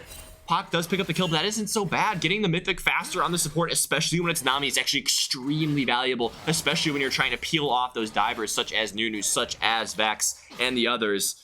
Just fantastic play here from the bot duo as usual. Kind of insane damage. He just Fyro knowing his champion so good that he can kind of just go in for a ballsy play like that and come out not with the kill, but you know, now the support has the kill, able to, like you said, get that mythic earlier and hopefully being able to do even more healing once you get your support item, which on a champion like Aphelios is just so important. Completely agree. They are going to pick up the Rift Herald in response to the early dragon. But man, this top lane has suddenly become a little unruly for the Urgot. I really don't know how he's going to play. Immediately going in is NECC. He's going to find a really good trade. Using it up a little bit early, but misses the dash forward. Nothing more going to be happening. You have a dive. They do their 4 top sides. Xerath does kind of sniff it out. He sees that there is a missing mid laner. He sees that there is a missing jungler and a support. They should really just be putting that pressure on bot lane. This is really not good for their bot laner. They know. They heard you. They won't be able to play out. This Tristana getting really behind is not what you want. It's really good if you get that Nautilus on the map more. Obviously, very strong roaming champion, but moving away from the Tristana might just be a mistake. Yeah, that was something that was completely kind of telegraphed from that bot lane. You know, you see that Nautilus is up topside. You see that there's 4 topside. You automatically go onto that Tristana. You know, you saw you had to force her out to use her her jump, and there is Tristana taking Nunu's farm just to try and supplement her CS numbers. You see another 4-man bot. Yes, but now keep in mind, Pigarian does have ult. This would be a massive counter game if he was able to pull it off. He sniffed something. He's smelling it, but he's in the air. Setting. He's got to be careful. The wave is pushing. It was pushing in. So we'll see how committed this Vex is to staying. They have to be so careful. This Nautilus is about to hit level 6 here. Is now you get a lane gate coming from Nunu. Do they see it? Yes, they do. Alpaca does, in fact, get it. And now the Vex ult comes through. Well, fantastic Nami bubble, but it does not matter. He got all 4 in that bubble, but unfortunate. Just 4v1 can't really do a whole lot about that. They just need to play a little bit safer around that. I feel that maybe Pigarian should have stayed just a little bit longer because now this Xerath being here is just doing nothing. Really strange that they're not opting to drop the Rift Herald in the bot lane, but now he's back. This could be a really big play. You have Nocturnal here. You can definitely go for a play here. There is back on straight onto the one who can jump, but it doesn't matter. Might be able to find the Nautilus. He did just use his hook to get away. Gets fleed, gets knocked up, but will they secure the kill? Nautilus all coming down. Xerath not able to get it. Pigarian's playing, taking care of Alpaca with the Q. I don't know what that. I gotta figure out what that one's called. Didn't you used to play Nocturne? I do still play a little bit of Nocturne. I don't know what the Q's called for the life of me. I can tell you what it does. I thought you were talking about like you didn't know that was. Oh no, I know what it. Yeah, NECC is having to use teleport after that roam. I'm assuming they're just picking up the mid wave. So if that is the case, I think it was actually very smart. Gonna also deny that plating from the Urgot, which would have been a really massive swing in that matchup. But yeah, I mean, I've really liked how the Firebirds have been playing this map so far. Yeah, I've been playing this really good, very smart lane coverage. They know what's going on. They need to get some more deep vision just to kind of sniff out these 4-mans. Yep. That's their second 4-man that they've tried to attempt. Or sorry, their third. They did try and do a 4-man earlier, but they are going to see. And that's what I'm talking about. Urgot taking no damage. Aurelia's half health. And that's not even including that Urgot ulted. It's true, but you have to keep in mind the amount of healing that Aurelia can put out. She does have Conquer. She has that Vamp Scepter, and she also has the Tabby. What? He has Bram. Okay, rushing the Bramble completely invalidates everything that I just said. Really smart play there by NECC Clyde. Thank goodness he rushed the Bramble, because now he gets to go Tiamat and start dealing some damage. Oh, 100%. Tiamat is just such a strong, especially on a range champion. Here comes another 4-man. Another 4-man. They really feel that pressure that Fyro is putting on them. They feel the need to really take them down. But the Nocturne ult is going to be up soon. Paranoia could be the game changer in this fight. This Nocturne is so fed. Stun coming through. A lot of poke on a Tectonic this early is going to be really helpful. That Q is going to heal so much if he decides to start hitting that dragon. But Pocket Fyro are also here. He has to be very careful. That Nautilus hook could end his life at any moment. But it doesn't seem like there's enough follow-up. Pyro not having the best guns in the world. Green and shot. Actually, green and white. solid. If I'm being honest. It's second best. Really? I thought white and blue is second best. The amount of poke that you can do, because the shock you build chakras on your Q, so you get the long range. Yeah. True. Cannot argue with that. So it's either second or third best. Because I also think that Infernum plus Gravitum is pretty good. The blue and purple. Oh, blue and purple. Wow, Namcake's just shoving in this wave so efficiently. Really, this is the Aurelia gameplay that we came out here to see. Aurelia gaming, man. You just jumping around like jumping around more than Kha'Zix, the original. It's true, yeah. I mean, that's all part of your kit. They have numbers here. I've been told by a very wise man that it's really just a little mini game that. Oh, I really love this play here by the Firebirds, picking up that second dragon. You just gotta hope it isn't a Cloud Soul. Let's see. You jinxed it. You're fired. Get off my set! Caster's Curse strikes again. Cloud. Oh my god. Oh, Moonlight Vigil having to be flashed away from. Fyro knows his damage, and so does Light Core. Having to flash away, burning that summoner spell. That could be useful in times to come. Yeah, just so much damage. Ward does pick up that 3 of them are going bot. Pigarian's gonna walk away. Nunu is gonna try that gank on Happy Samoyed again. Nunu, tail of the day. Misses the dash. Can't do anything about this. Now that dash is so bad. Whoa. But not. What happened with Nunu W? What? Wait, what? Very strange interaction there. Was that an animation glitch? I thought I saw a snowball come out. Yeah, I really don't know. It might have been like the last charge. Might have. Yeah, I have no idea. I saw something happen. I was expecting, Happy Samoyed to get dove. Happy Samoyed actually has lethal, is in lethal range for this Vex. Like, he can definitely burst him down if he gets the correct combo. His ult is up. It looks like he's just opting to play a little bit safer, knowing that maybe something's happening in the bot side. Both the jungler and the top laner are missing, and they have liked to lane gank before. Urgot is Urgot's in trouble. He does dash away, and he does have flash. He might be able to just get out of this. He won't have enough, though. There's so much. Wait, what? Indie game, my friends. But still, Urgot getting killed in the top lane again. Not a very good thing. You need that Urgot to start. I don't know. You need to start worrying about this Urgot and helping it get ahead, because it's clear that this Aurelia has now just taken control of the lane with the Nunu. Yeah, I mean, Nunu help. That's all Tectonic does. Just supplement his team with kills and assists to try and get them ahead, and it's been working like a charm. He's so good at it too. Like it's been a clinic the last few games, but they might have found a way around it in draft here. Oh, Nautilus is looking mid here. He does have to flash and the barrier. Will the hook matter? No, it won't. Takes a tower shot, and just gonna be able to farm very safe here in the mid lane. And that bot tower is really in trouble. Pigarian is alone. Was not able to find the spell shield on either of those. He's just dead. Wait, yeah, he's just dead. NECC Clyde also likely not going to be able to find too much, although he's just zoning Tectonic away. I think they're just giving up Tectonic life here. Alpaca and Lightcore also have rotated. This is a massive rotation. Does get the knockup, does get the Xerath ult coming through. Almost finds Alpaca on one of those, but looks like NECC Clyde is going to get caught by the Vex. Will she be able to follow up? Ignite coming through. That's going to take down NECC Clyde. But look at the split push in the bot lane. Yeah, this bot lane is just really knocking on the door of the tier 3 at this point. Lightcore goes back in, does find the Everfrost, does find his stun. Will he be able to get more? Wow. Late flash out of Happy Samoyed and late barrier. Just gotta stop greeting that flash. Yeah, you really, I mean, to be fair, I didn't even think that Lightcore's ult was going to stay on for that long, and it just ended up staying there for 3 light years. I mean, it's just, something that I wasn't expecting, and I don't think Happy Samoyed was really expecting that either. Just wasn't paying attention to his champion there, and it's what ended up spelling his demise out. Oh, barely not able to get that Aurelia. I do feel the need to say, though, despite the kill difference, they are still even in gold, which is a very good sign for a scaling composition. One with the Xerath and the Aphelios, that you still are even here. I gotta wait for that dash. Does end up getting the flash out. This could be a kill. Onto Alpaca. There's a ton of damage from Red and White. The chakra. The chakrams do pick him up. Moonlight Vigil is a great ultimate ability, my friends. Spotlight. Ooh, Moonlight. They're gonna push this wave in and likely pick up the mid tower. That was a massive pick to find. Lightcore is on the side. She does have ult. They could look for a counter engage. That's a counter. Fyro. I apologize. Happy Samoyed now getting this kill. And wow, this push might just not end. They don't have anything to stop it. Happy Samoyed will take a tower shot, but that won't matter. This. Oh my goodness! God! Where did she go? Kraken Slayer Gravitum auto attack. Where did she go?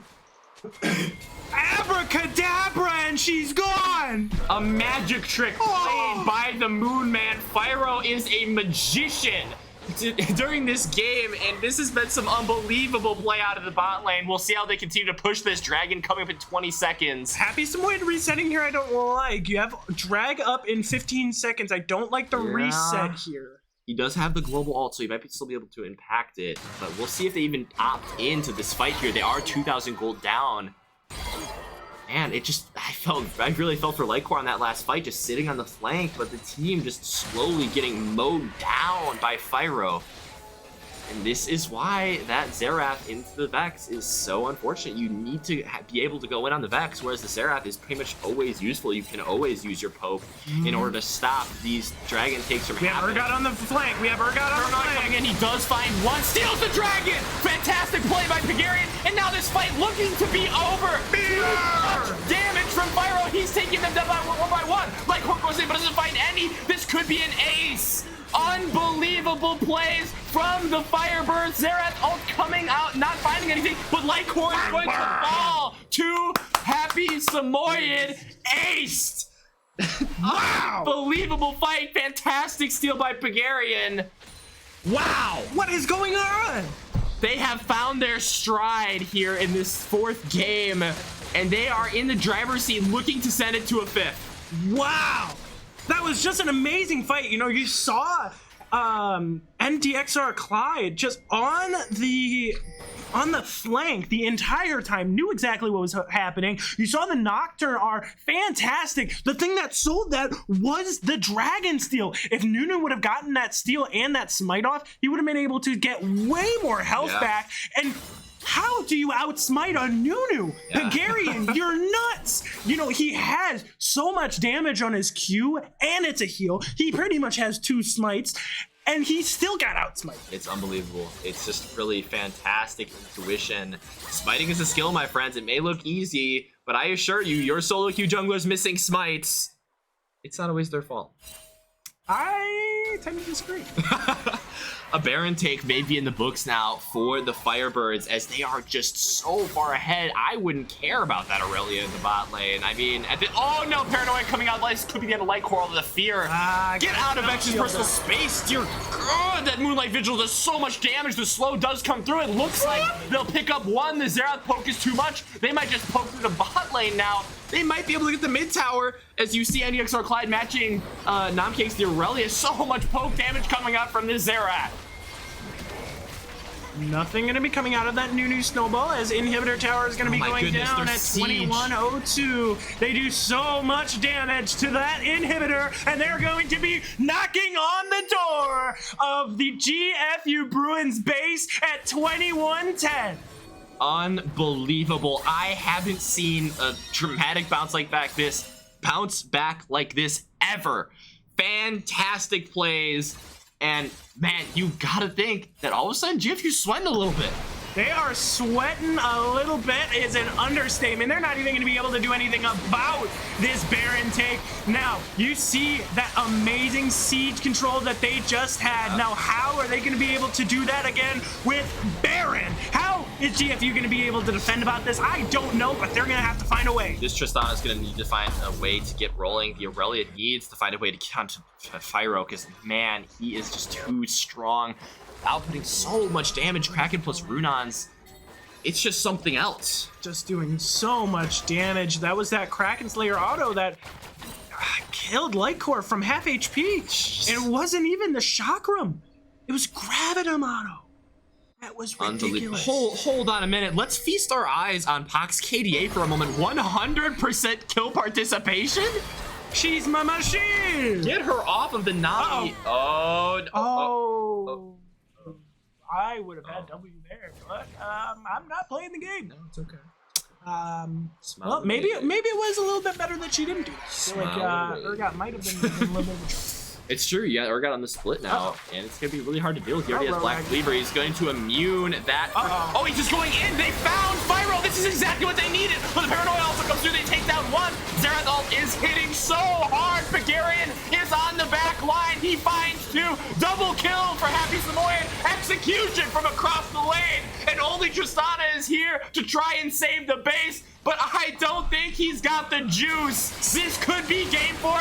They could have. And there it is! Sent it to game 5 ace for the Firebirds. looking for the reverse sweep in game 5, but spoiler alert, GFU, Aphelios is not the only problem that you have on this Firebirds team. It is game 4 in the bag for Carthage, sending it to game 5 against all odds, as that is a victory! Unbelievable comeback there. I've never seen a team bounce back like that. They have gotten crushed by GFU so many times. That early game has been so potent, but something has changed in this Carthage lineup. They have found the magic that they need. Well, Fyro's never playing Aphelios again. Have fun with that. Now, are they going to take the chance with his Xayah? That is the question. He also has a bunch of other ADCs on the table.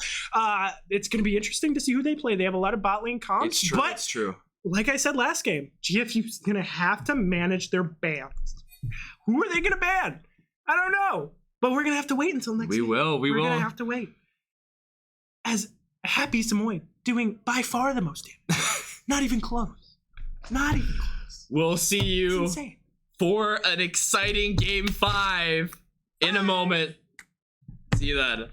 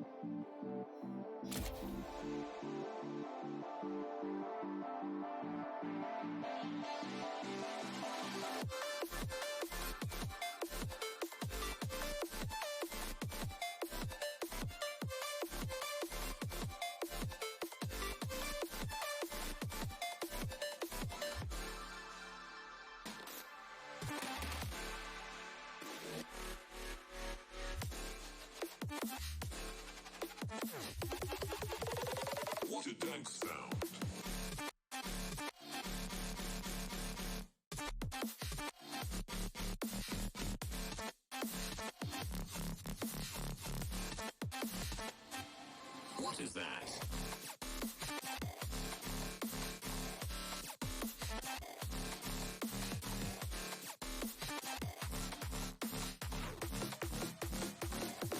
It is over here.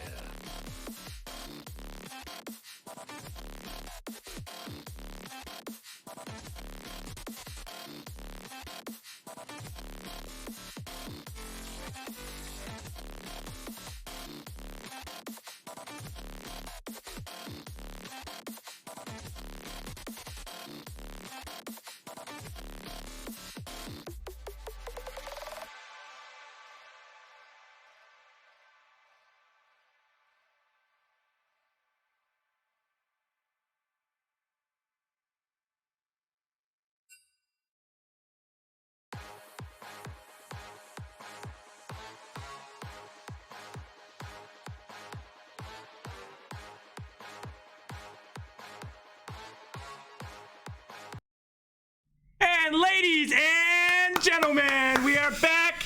Exciting game 5. GFU versus man. Firebirds. There's Best the out of Affilios 5. ban. That's what we were talking about. I knew they were going to ban it. I knew. Okay, let's see This what is they the ban. third Do ban, they though. ban Lux here? This is going to be the big thing. Ban the Nocturnes. That's so, a really good ban. We'll see how do try they to play around go it. for the Lux ban here? They know that that's a big issue. Mhm. I think that that's a ban that they probably want to consider here because GFU does have that first pick, and there's the Lux ban. Okay. So volley pick is going to come out first pick unless they continue with the ADC pick first. Yep. But they do It's have been first very pick. consistent. So most of those picks have been on the volley bear first pick. Something that we have been fearing. Tectonic's very good on Yep. that volley bear. Needs something that can counter. You need to pick the whatever jungler you're going to be most comfortable with here in 1-2. You can't let it sit in draft just dead. That's just a dead pick at that point. If you're letting it wait until later rounds or even until the second phase of this round here, you need to pick it now. And there's the Fiddlesticks. Going to be very useful in those team fights, but you need to get there. You need to track this volley bear across the map. You need to know where he is. You need to understand that he will dive your top lane. He will 4-man. They tried to 4-man several times last game. Didn't end up happening. Ooh. So you have to understand. Xayah is open. I would assume that he doesn't want to pick that. And there's the Lulu into the volley bear. Okay, very good. I like that a lot. Very good into dive comps, especially with shielding and lanes. So, Fyro doesn't play Kog'Maw. You don't have to worry about that. He does play the Vayne. He does play the Vayne. He could opt for it here. Could opt for the Vayne. The issue that I'm seeing here is we were talking behind the set. Yep. There's the Trist. He wants to keep the ADC as long as humanly possible, especially with Xayah. That's true. The reason that Tectonic had picked Talia first game is Xayah. It was a Xayah That's response true. because Xayah hates poke. And that was the entire reason because Xayah was, second round? Yeah, but you got to expect that they're just going to ban in the second round here. You have to pick it now or you have to kiss it goodbye. Yep, and there's the Annie. So, he has a lot of ADC still on the table. Not a whole lot of range. Yeah. A lot of upfront, close, and personal. It's true. They did also attacks. keep the Nami open, so there is some merit to maybe you should have just picked the Xayah right away. And there's the Xerath counterpicking the Annie. That is So a great counter pick. It is, but now we will say bye-bye to our friend Xayah in this next round of bans. They're just decided to sacrifice it. They have thought, okay, well, We do still we have can play Caitlyn on against the it. It's true, we it's do true. still have Caitlyn. Caitlyn Lulu not great, but True. um He's gonna want somebody he can team fight on. exactly. Into this So GFU team. Nautilus, is a the great ban. It's a great ban, especially for this kind of dive comp. If you have Volley Bear into a non-dive comp, he's kind of useless with his ult until late game team fights. Kog'Maw, these guys didn't do their scouting. Yeah, they absolutely did not. That's he does okay. not play Kog'Maw. Don't remember the last time I've seen this. They could swap in theory, but yes, the Kog'Maw is also very good with that new Lulu. I see it being very good into this team comp, so it's a fair ban. If you're assuming that Fire can just play against Darius everything, and the Xayah. there's the Xayah ban, so you have to really expect. You got to give the top laner that counter pick, I think. So you have to pick AD right now. I think that this is something that they have to think long and hard about. I agree. last ADC pick of the season. You have to make sure that it's something that you can team fight on, and that's something that you're very comfortable with. A lot of ADCs on the table for Fyra. Has to pick good, and they give They're top just blind the Urgot. picking. Okay. Urgot, not a great blind pick. That's definitely a blunder there. You need to pick ADC there. He does know play. what you're He playing does play against. Kled. Kled is going to mess up Urgot in It's top lane. true. gotta be He really also does careful, play yeah. Kale. Kale loses to Urgot pre-6 Yep. after 6. Does win. There is the Kale. Late game for GFU Academy looking Yeah. very spicy. It is. It is indeed. Now, holding that ADC pick for as here long comes as the possible. support. It's got to be some sort of engage. Oh, Leona would really round out this team comp well. We'll see what they decide to go with Some here. There's just a kind- lot of different engage tanks that would really supplement a lot of these champions. It's just this Annie, Volibear. I could even see. Yeah, there's the Leona. It's a great pick Yeah, to very round out their good. team comp. We're gonna have to see. They don't have a lot of AD on that GFU team. A lot of AP. Urgot can obviously go Maw. It's true. Can go into some other force of nature or anything like Yep. that. The ADC Yeah, you pick, gotta we're going expect into Vayne, into Leona, into Kale. Not Into the Volley. best. Into the Volibear, pretty decent. Can get around, but Leona into Vayne, getting on top Yep. of the Vayne is very easy. The Vayne especially with Lulu that ult. especially is going to be a massive combo. They need to find a way to at least go even lane, but against this Leona Tristana, it's going to be very difficult. We You have want- been seeing that GFU Academy has been playing very passive in lane, however. Even with a Tristana Nautilus, It's true. who is notoriously very aggressive. It's true. So we will see if GFU continues to have the same effect on their bot lane. The only issue that I'm seeing is this Volibear. We have said this before in the past, that Volibear is going to be Tectonic's big pick. Their big pick that he is very comfortable in playing. It's something that I don't know if the Urgot and the Xerath will be able to deal with once he hits 6. That is a big issue. Urgot hitting 6 is also very massive for tower diving because he can get that AoE fear on his ultimate. That is saying, though, that he's able to survive the entire channel of his ultimate. So, very tense game 5.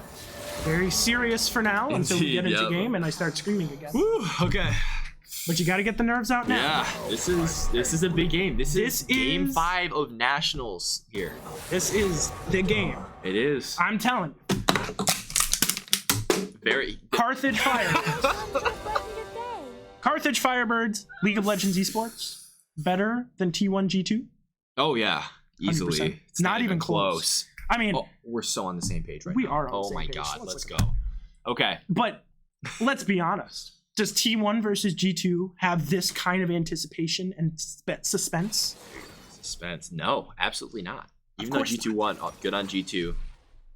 G2? G2. Not my fellow caster over here Yep. voting for EG. and EG, MSI, they lost to unfortunately. RNG. It's okay though. Enough talk about MSI. How do you feel about these two team comps?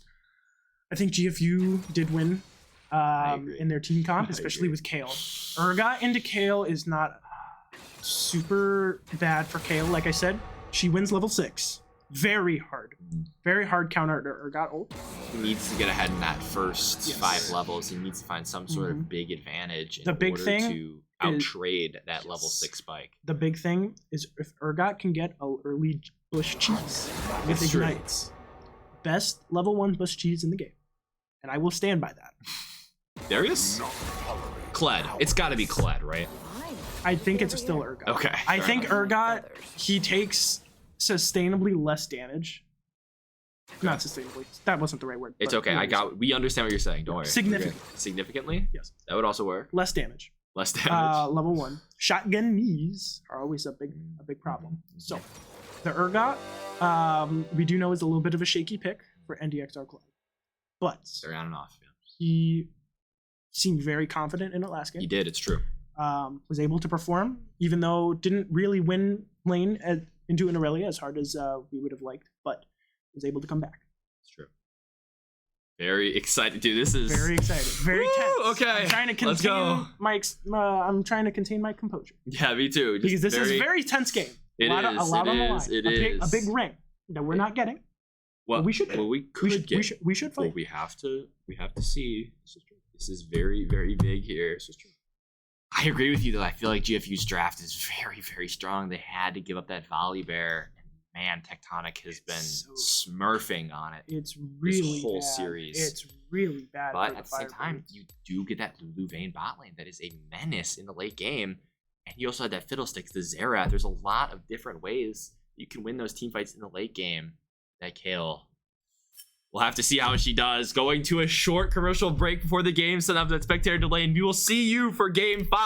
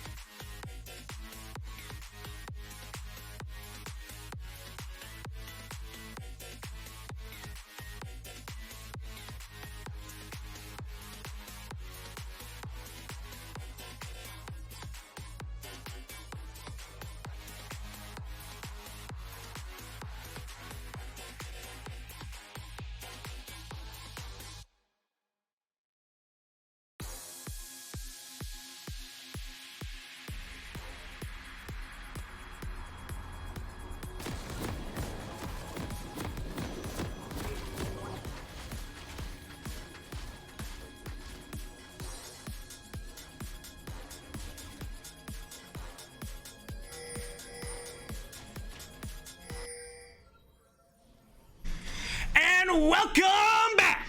Game 5 in this best of 5 series. We are here. Carthage coming back. Defying all odds. Yeah, no kidding.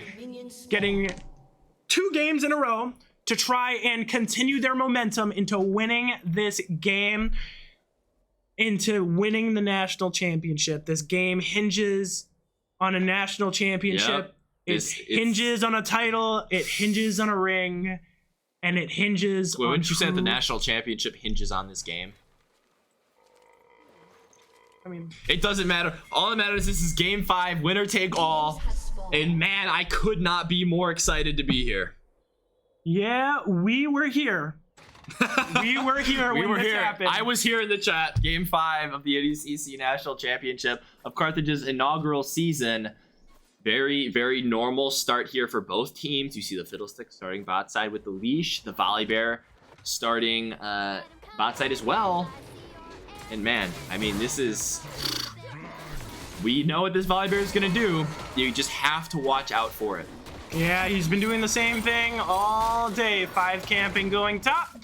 Hopefully the Urgot is going to be able to recognize what's going to happen. You know, GFU has been doing a lot of 4-man dives all day. You just have to realize that that's what's going to happen.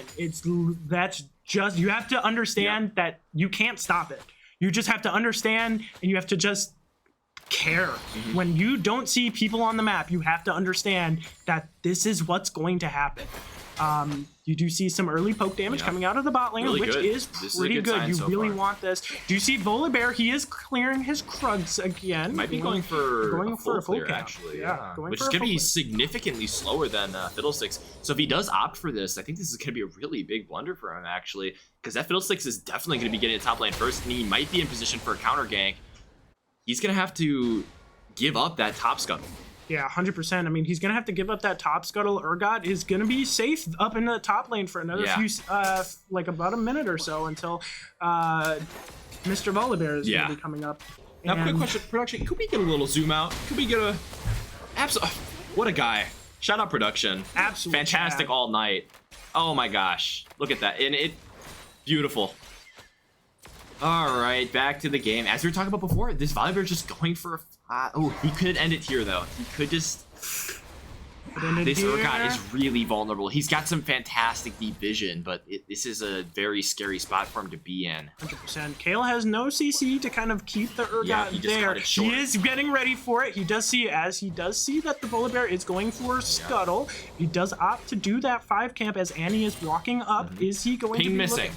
They're both shown on vision. This is very good. It looks like they're going for a little bit of an invade. They are going to be start going for walking that away now. invade. Pigarian does know that they are there, but Volibear is going to They be still in really that need to jungle. He is care. going to be following them down, but nothing's going to be made of it. Okay, this Fiddlesticks needs to take this reset right now. There's no reason for him to stay on the map. You know that this Volibear could just take... Okay. Eating a little bit, doesn't really understand where the vision is, and resetting. Very good by the Fiddlesticks. Just understanding how the clear timer is going to work, because he is going to pick up that bot scuttle, and then he's going to do a full clear again. Maybe even look for a bot lane gank, because that ward will expire by the time he arrives at lane. Volibear is coming down for that bot lane Scuttle as well. Yeah, see, this is what I was worried about. You have to reset a little bit earlier, or else it's just going to be contested. Now, Happy Samoyed does have that push, but so does the bot lane. I don't think that he'll be able to pick up this Scuttlebug, although it doesn't have as big of an impact as it did last season.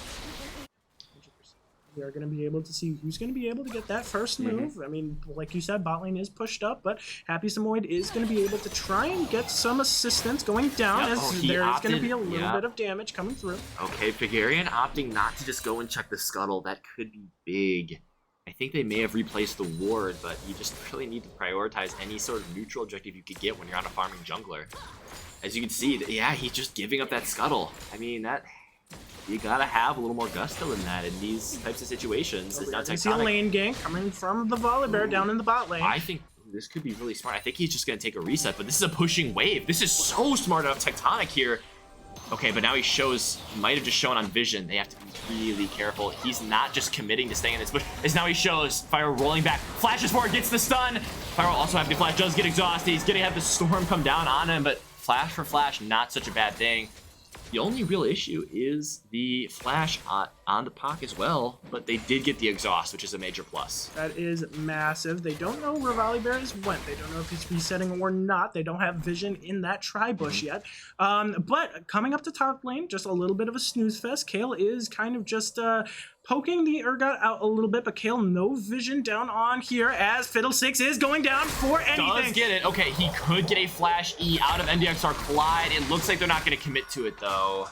Probably a little bit smart. Yes, I mean, Kale yes. was not 6 yet, but it was under tower, still did have flash. Absolutely. She is going to have TP for this, so she's not going to lose a whole lot of wave. Yeah, I mean, this is really close gameplay, but this definitely does play more towards Carthage's team comp. They just want to be slow until they hit those mid-game power spikes. As you can see, this Annie is going to be up in farm, but will she be more useful in the late game? I honestly don't think so. I think the poke that Xerath just gives the team is just so astronomically better than any team fight that Annie can provide. I think the team fight that the Firebirds have is a little bit less superior than anything that GFU has, especially with Volibear and Leona, but I think they're definitely going to be able to do something. They are going to be looking stop for that back Dragon pocket and here. a little bit greedy with the positioning. Also, shout out Misericordia in the chat here, cheering for the reverse sweep. We gotta appreciate that. 100%. I mean, Mr. Concordia, amazing game, amazing series. Yep. But now gotta turn our attention to first dragon being taken. They know it. They can't do much about it. That's okay. Just gonna have to accept sometimes that that dragon is not yours and continue farming on that Fiddlesticks. Continue farming until you're going to be able to get level 6. Happy Samoyed is going to be rotating down, does get the poke, just going to run away. Very smart play there. Knowing that you do not have numbers advantage and just taking the L on that one. A bit of numbers down on the bot lane. You do know Volibear's here, He so does have this is a little 6, interesting. but I think they but spotted out he predatored way too early. Now Yeah. they just kind of understand that he's going to be getting ganked as there's only one member of the Firebirds the predator, and that would be the jungler. one level down here on the Urgot. I don't know if you really want to take this fight, especially gotta be careful. post 6. You got to be careful. So much extra damage from here, especially with that corrupting pot and the oh my goodness, call also being bought. And she has the extra range from her level 6 passive. A lot of extra. See, now something really fantastic. How you're able to get the farm advantage against a super aggressive, or at least generally super aggressive lane. That's just huge. 10 CS lead naturally on your scaling pick in the bot lane. I mean, you couldn't ask for much more as any member of Firebirds. Well, and that's what I'm saying. This lane that GFU plays does not play to be aggressive in lane. They play to be aggressive in ganks. So we do see a gank going down in the mid lane, but we do see an ult that can be coming in. But Fiddlesticks is coming in. Fiddlesticks has to be careful. He is on vision. That ult will not. She misses ult. I have never seen that in my life, and that is the first time and last time I will ever see an Annie miss a point-and-click ult. Really unfortunate play there, missing that ult. That was so much kill potential. I've just kind of given up there. So you just gotta be mindful of that in the future. Now, Annie does not have ult mid. You're a little bit safer. 100%. How does this level lead even? Wow, he's just sitting there and not getting anything. This is really, really big for the Firebirds, actually. But at the same time, Tectonic has just sequenced his camp so much better than Pagarian has here. It's going to be a farm advantage when he clears all of his camps. And that bot scuttle is still up. Yeah, nobody's gotten that bot scuttle yet. And we do see that Pagarian is down there, but you have to just give this up if you're Pagarian. Flash up. Okay, very early flash, but better safe than sorry if you're the farming jungler. You just gotta click B and understand that your camps on your bot side are gonna be coming up by the time that you get there. Staying here doesn't do much for you. As you can already see, it's coming back. It looks like they want to make a play on that repair, but is that the right play? Fyro gonna be getting a little bit of poke damage here. Rolls forward, but it looks like Alpaca. Ooh, Alpaca playing so safe, just very worried about that outplay, which honestly, can't really blame him. He's shown to be able to do it several times. Firebirds might be able to win a 3v3 here. Yeah, with a good ult. If Annie doesn't have ults here, they are going to have numbers advantage as they are forcing them off the Rift Herald. What a great play. Okay, which is good. They don't need to take it here. And now Kale way pushed up. Right now, but it's too late. Does find very, very big cooldown to be expended, though. That Kale ult is massive. That is huge going late game. Leona did back as they are looking for another 4-man with Leona roaming top. Okay, they have to make sure to ping that, as you have to know, Endixer Clyde has been getting caught out with these roams. Pagarian just sitting in the top lane, waiting for his camps to respawn, perhaps. Now resetting, they have to be careful. This Urgot cannot stand here alone. Okay, they have to know where this He's backing off, and he's resetting. Yeah. That is massive. Very big play. Just understanding that you have to give up that little wave there, and just knowing, okay, I'm not going to lose too much for it. We know that Kill's going to outscale me, but honestly, I'm past the point where I can bully her. I gotta be less selfish about this. Just really good play by DXR Clyde to take the reset there. 100%. I mean, this is something that that Carthage does know, and they acknowledge that GFU has been playing these kind of comps all day, and they just have to. And kind of Leona's sit forced to and just scale. reset. That's massive. She's losing out on so much experience. Pac is going to likely be a level up by the time they both get back into lane. Should be able to win a 2v2 team fight at that point, as long as Fyro is able to kind of get away from it. Fyro opting not to take cleanse into this team. Very scary for sure. Very risky. I mean, if he's playing to kind of stay alive and he's playing to do a lot of damage, heal might be the move, but in normal teams, you probably just want to take cleanse into a Leona, an Annie, and a Volibear. I completely agree. Now you have to have an understanding as the jungler to come down to this dragon. This is not something you want to give up. You have ult advantage. I think if you win this fight, you're up items on this Tristana. It's just a matter of if you really feel like they have enough damage. They're kind of caught in the middle of nowhere. Kale no TP does get to come to the wall. Kale no for TP for this fight. Really nice poke here. It's a 4v3. Ult is coming out. They might be able to just chase Alpaca down, having to flash away. Fyro wants more. He's still walking forward. A ton of damage coming out from the Zera. That might just win the fight alone. 2 flashes. That's very greedy. And that's another miss. This Annie ult is massive. So much damage just down the drain. Tectonic's getting poked out. They're going to secure this dragon. Fantastic play here by the Firebirds. Volibear still has ult, so I don't count Tectonic out. And they also have vision of it, which they haven't cleared yet. They need to do that before Tectonic is able to ult back in. But he is resetting. And that is the second drag, sorry, as it is 1 drag to 1 drag here for Carthage. That is something massive. They really needed that. What is it going to be? It's going to be Infernal. That's something massive that Carthage really needs. KO cannot have that Infernal Drake. Indeed, just continuing to stack these dragons is going to be massive. As you see, if the Firebirds can keep playing fights out this way, it's going to be easy sailing, but this Kale isn't going to sit in lane forever. 100%. You have to keep track on this Kale, especially when she hits level 11. It's going to be really hard for this Urgot to try and fight her, and it's already hard for him to fight right now. He's already 10 CS down, which on something like an Urgot is going to feel really bad going into that late in the game. Volibear looking for another gank, nothing there. That's something that Carthage has been playing amazing. Yes. They've been playing around vision. They've been playing so safe when they know, hey, we haven't seen Volibear in a while. He's probably looking for a gank, which he's been doing all day. Tectonic's just not able to get any kills on the board, but neither is Carthage. Nothing's going to be going down. We are going to see maybe a little bit gank going down in the mid lane as Rift Herald's going to be dropped down. Nothing's going to be coming down, just a few tower plates, but they aren't going to be able to get that 3rd plate. Just so smart, though. This is what the Firebirds have not been doing in the other games. Back maybe a couple of games ago in game 2, maybe Happy Samoyed would have stepped up and tried to contest that more, but now they just have a better respect of Volibear that they need to play against this pick. If you do not respect the bear, he will punish you. 100%. And they have been playing around that so well. Oh, he needs to be careful. Flashes over the wall. Does get the ult. I think Happy Samoyed just going to be doomed to die here. Does get the flash away. Does get Chilling Spider as well. First blood goes to the Annie. No ult coming over as well. You know that the Leona's missing. You know she's got to be somewhere, and you found her in the mid lane dive. Yep. You did expel 2 flashes there. You got Annie and you got Volibear. You got both ults as well on Leona and Volibear as well. So not great, especially a 14-minute first blood. That is something that is a really bad thing to see happen. But it's something that is much better than a 2-minute first blood and, you know, a snowballing team. This is a very close game. Everybody knows the stakes that are up, and they are respecting everybody here. Pac is going to be going down as Lulu is, you know, same level. Going to be maybe getting a level 8 soon if she's able to stay in lane and keep on soaking up that XP. You've got to be worried if you're the Firebirds, though, because you don't have a full early game comp on the side of GFU anymore. You have that scaling Kale in the top lane that's just going to be reliably getting ahead, and this Urgot is not going to be doing much. So it's you got to be really careful here to not wait too long to start pushing your advantages, because a few of the members of the Firebirds have already started to hit their item spikes. You might want to just begin to play a little bit more aggressive starting.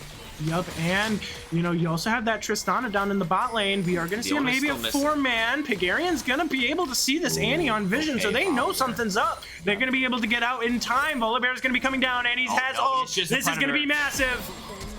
Oh, but he's invisible. Oh, it does get the stun off. He doesn't have flash, doesn't have anything. Does get hugified. That's a massive ult from Pigarian. He flashes. Got Zerath ult coming down. That's 1! Secures the kill on Lycor. Fyro gets gets halted as well. Not enough damage. Just Lulu is shielding so much. He's just gonna lifesteal up on some minions. They might look for more. It looks like Happy Samoyed has made the trip down to the bot lane. So much damage on the second gatekeeper. Sun does come through. Condemn will also come through. Will they find the damage? Doesn't they have won't. the minions. Just barely escaping. That is Fyro. Fantastic play there by the whole squad.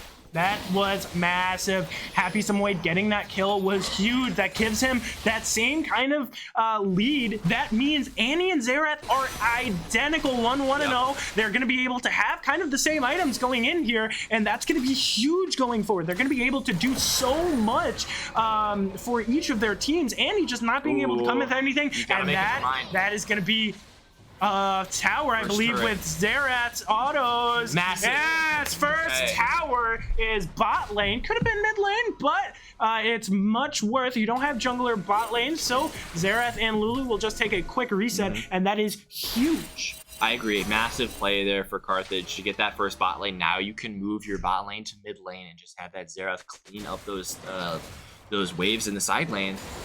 Really smart, and still in even gold. Like, this is very good for Carthage. This was a great early game for Carthage. I mean, you have that Vayne. Firo is amazing on kind of spacing himself on that Vayne as long as he doesn't find himself too far behind. Now, you do see that they are on Rift Herald. They should definitely trade this for the dragon. They should, and that's exactly what they're going for. Their GFU is kind of pinging that dragon to say, hey, they're going to be going for this drag. You do have TP up on that, or on this Urgot, and Kale doesn't have TP. This could be a 5v3 as they are just going to leave Infernal. This is first Infernal Drake. If they can continue this momentum and get Infernal Dragon, it's going to be massive for the Soul. As long as Tristana and Kale cannot get Infernal Soul, it's going to be the most worth. As you do see a little bit of a bait maybe coming out. We do see a massive damage from Annie. They're getting engaged on. This is exactly what we didn't want to happen. Gets blown back to the rest of the team. 2 kills to the side of GFU. Will they be able to trade any back? There's not a lot of shielding, but that Xerath might not have the damage yet. They just have to get up the mid lane.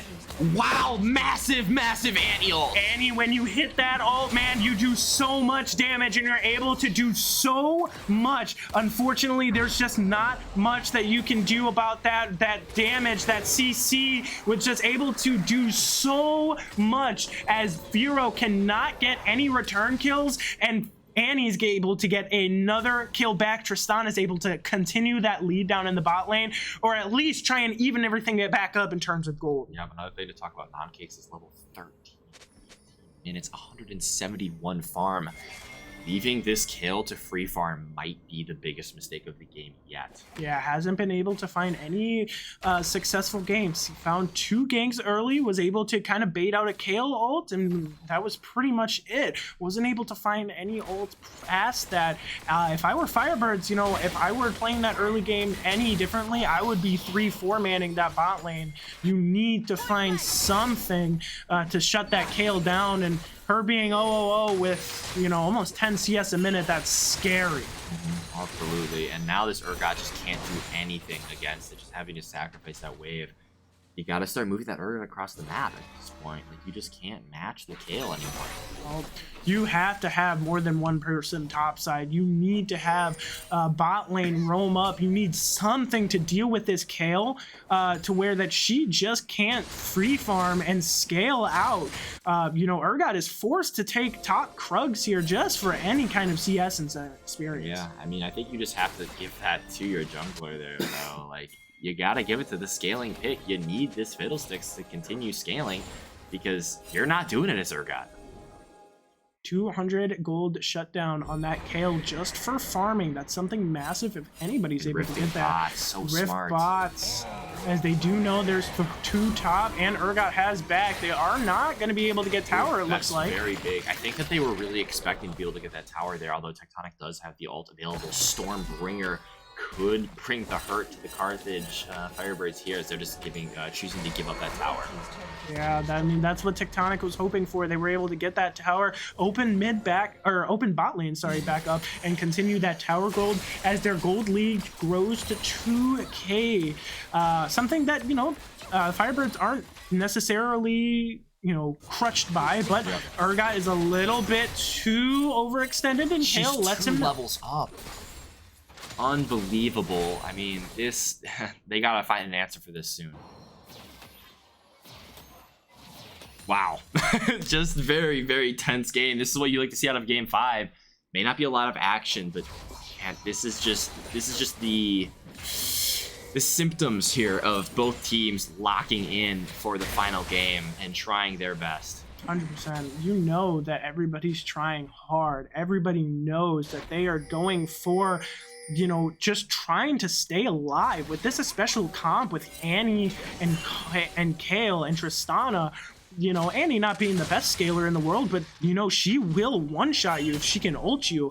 And that's something that, I would think Firo would be afraid of. As an ADC, no matter if you are fed or not, you are going to get one-shot by even Annie. Absolutely. You can't risk it. He needs to pick up that Wits End soon. These magic dealers on the side of GFU are getting very, very strong. Now a 250 gold shutdown and 10 CS per minute for the top laner. It's getting to be nervous time if you're in the comms of Carthage. Yeah, you have to understand that, even though you kind of shut down Volibear's early game ganking potential, you played that early game fantastic. The only thing you didn't play fantastic was topside. You kind of left this Urgot to dry. Fiddlesticks hasn't been top since minute 5. You do have to realize you don't have vision. You have Annie. You have... Okay, ult does come down. The Hugify does come out, so nothing else is coming out. A little bit of a short ult there from Pigarian, but he is able to squeak out and flash there is from behind. the You have Leona. to care for this. Kale is there. Urgot is not there. They have to realize that this is a 5v4 right now until Urgot can TP down. Pyro needs to back off right now. This is so worrisome. They don't see that Kale's there. Now Kale is seen on vision. Three-man ult there. Does go in, but will it be enough? Stormbringer also coming down, and oh my goodness, there's just too much damage. Wombo combo. Fight over.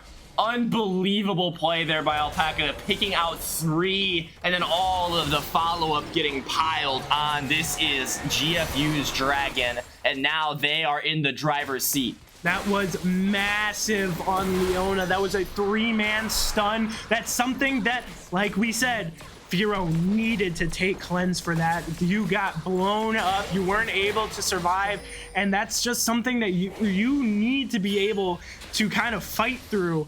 And, Carthage Firebirds were just not ready for that one. No. I mean, this switch up in the strategy here of GFU is wild. I mean, they have almost completely changed the identity of their comp by switching out 2 picks. This Leona has set up so much for them, and the Annie ult into Leona ult into the big Volibear ult. It just all piles onto each other, and now the Xerath pick will start to get annoying, but they've got to be more thoughtful about how they approach bushes from now on. You have to understand that's been a problem for the Firebirds all season, just not being able to understand the concept of vision in your jungle. You have to understand you need choke point vision. You need vision of bushes to where you can see what's going on. That went from a 3-1 game to a 6-1 game in one team fight, with all of those kills getting one on being on Kale with her ultimate. That ultimate that saved Leona. Not gonna be able to do anything. Happy Samoyed staying just a little too far. Shots. Tibbers chasing down, and the Luden's Tempest picking up the kill. Wow, 7-1 now. 7-1. You need a comeback. You need a good fight here. You have a lot of vision on Baron, but that counter or that control ward there, just not being able to let anything happen. Yep, I mean, this is just, you gotta be careful. It's a 5,000 gold lead for GFU now, and although you do have a scaling comp, this Kale picked up a kill. She's gonna start scaling even harder. She is level 15. She is 1 level off of Doomsday. Yeah, you really need to understand that Kale is a problem at level 16. We saw that when Kale was picked on our side, and we were just Firebirds were able to kind of do anything, but you have to understand, just let this tower go, and he's gonna be able to take that one down with the help of 4 of her teammates, as that's another 4-man rotation top, and they're not able to do anything around the map. Yeah, it's just so tough at this point. They've been suffocating the Firebirds through all their macro plays, and God, who can stop this Kale? And Hanny as well, just got so far ahead in a few different plays. That's the danger when you play against these early game comps with the Leona, with the Annie. You have to care everything because the fight could end immediately. Yeah, it's something that you have to understand that you will only win team fights if a Kale, at this point, mispositions, and you're able to get an easy pick on a Kale. If Kale is in a team fight sitting backline, you will not be able to win that team fight if you go all in. You have to understand that you can only hope to contain a fed Kale or a Kale that is ahead. You see 40 CS up on this Urgot is able to just do so much. As they see that they're doing Baron here. This could be risky, actually. With a Fiddlesticks. Oh, as they do see a massive Annie ult. That is a one-shot almost on the Xerath. Oh, no, Pigarian's out no man land. Oh no, Pigarian's just gonna go down right away. They can take this Baron immediately now. Fyro taking such a huge amount of damage from that Tristana. Oh, coming down onto Fyro, the slow. Will they be able to find him? Jumping forward is Tristana. It doesn't look like they'll quite catch him, but this is a free Baron for GFU if they choose to take it. And they are not choosing to take it. Opting to push their advantage, I think, really. And they have no minions. They have no minions. They will soon. This could be smart out of them here. Just opting to take that advantage. NDS are quiet, taking almost nothing, but suddenly dashing forward. Polymorphed immediately. It won't matter because they'll take down the tower too quickly, but man, they kind of took a lot of damage there. Fyro just immediately ulting, looking to contaminate to the wall, does get one, does get two, does get the third true damage hit, misses, but baits out the kill a little bit there. Massive cooldown to fight. Double kill! The two! Happy Samoyed, massive! 2 shutdowns, so much gold on Xerath. That is exactly what the Firebirds need. That is a greed play and a half for GFU, not taking that Baron, and I don't understand what their mindset was going in there. You had so much of an advantage. Fiddlesticks had no ulti going into there, and you should just automatically go and take that Baron. Now Volibear's down. You can't really contest this without Annie ultimate, which she does have, but Kale is not going to be there. Kale does have TP. She is coming down. You have to understand. She's level 16. She's level 16. You cannot go in there. Like gets huge. Oh my gosh, this is exactly what we're talking about. Just too much damage, and they have gifted a Baron over to the side of GFU. This could be over. They might just be able to push that mid wave out. That is something that they had to understand. Kale was so close to level 16, and she gets 17 off of that last team fight. Not able to make it all the way is Fiddlesticks. Not being able to just finish up that fight. They had to understand they needed to establish any kind of vision to see what was going on, and it's just nothing that the Firebirds could do. Yeah, I mean, it's just so hard to say how the Firebirds can even play at this point. You just need to have a Fyro pop-off moment, and we've had plenty of those throughout the season, but with this Kale, just such a brutal insurance policy, almost level 18 at minute 28. I mean, she's right on track. 277 farm and 4 kills. What can you do? Can't really do, like I said, you have to hope that this Kale mispositions at some point, maybe get a pick off, get a shutdown. She's 700 gold bounty. That's a massive bounty. Now you have to understand, Vayne being 0-2 at this stage of the game, even with this farm, she feels so weak compared to this Tristana, who already has 2 items, 2.5 items almost, with that BF sword. You need to kind of try and feed this Vayne any kind of kills, any kind of shutdown. Just been able to get 3 assists, and that's all she has to her name. Yeah, I mean, you gotta find a way to extend the fights, get that Xerath some poke damage. Yeah. It's really the only way. You also need to fight for this next dragon. You need to hope and pray that you are able to get this Baron and try and do anything with it. This siege is also just so strong. The Volibear ult just stops any sort of resistance, I feel like. If you sit under the tower, then you could just die. This tower being off for 2 seconds could be the duration of the fight with how this comp has been playing out. You have to understand that you really need to get some kind of kills going into your direction. 12-3 game is not looking pretty. Okay, just looking for more here. All 5. This could be a 5v5. This could be the last stand. I don't think you win 5v5. Jumping forward. Okay, Tristana ult is very early, but so is the return. Pagarian jumping into the team, not finding anything. All of the important ults for the team fight are still up. This cannon minion might just be able to take it out. They have so much damage. And there it is, the second tier 3 turret of the Firebirds. They are going to have another wave pushing. They have super minions spawning in the bot lane. They're going to move. They have 2 inhibitors down and the Baron buff and Soul Point, a commanding lead for GFU. That is it's gonna be really hard. I don't think Carthage can do anything about it. Just hope and pray. There's always a way. There's always a way. There's always the miracle play.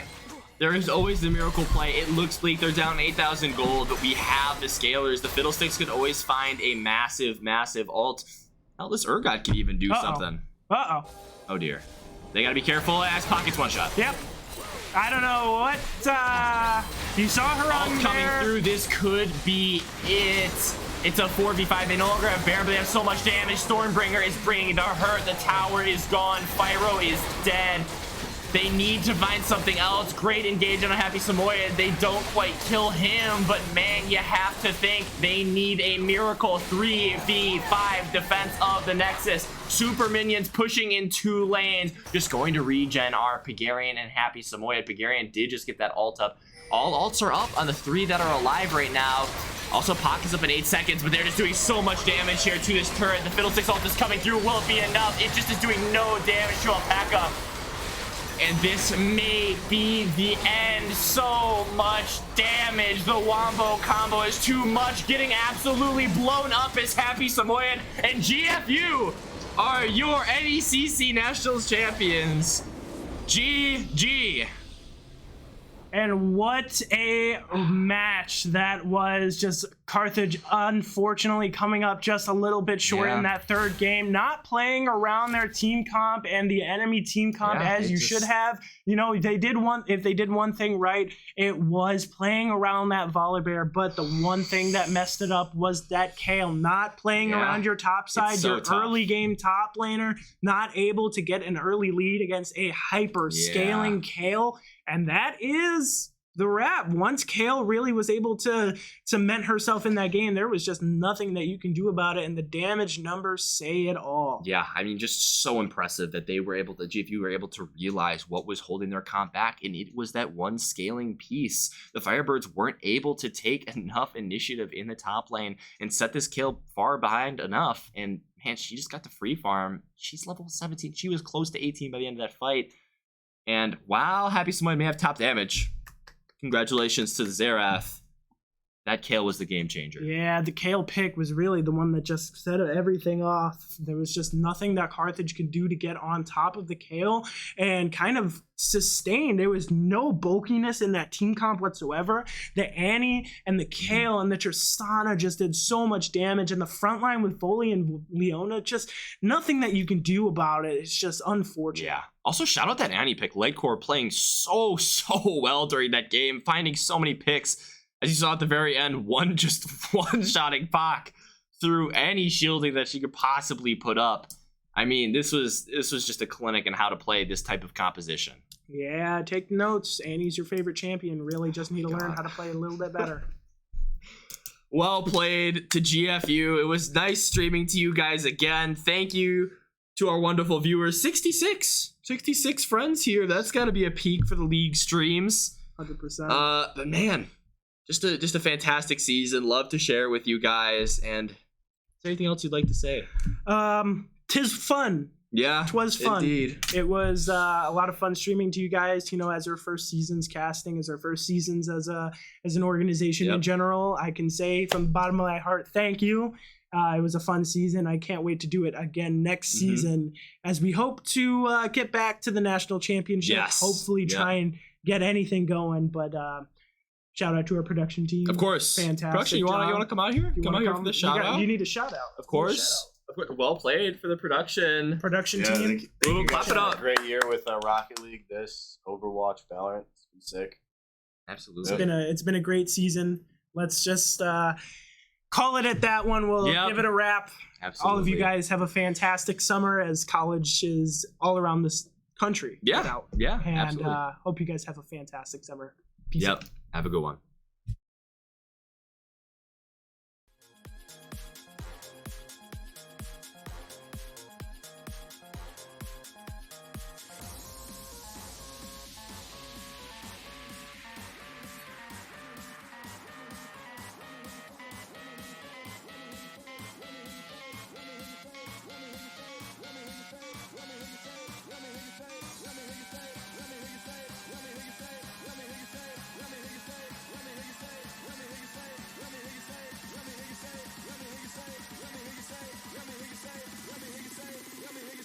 Let me hear you say it.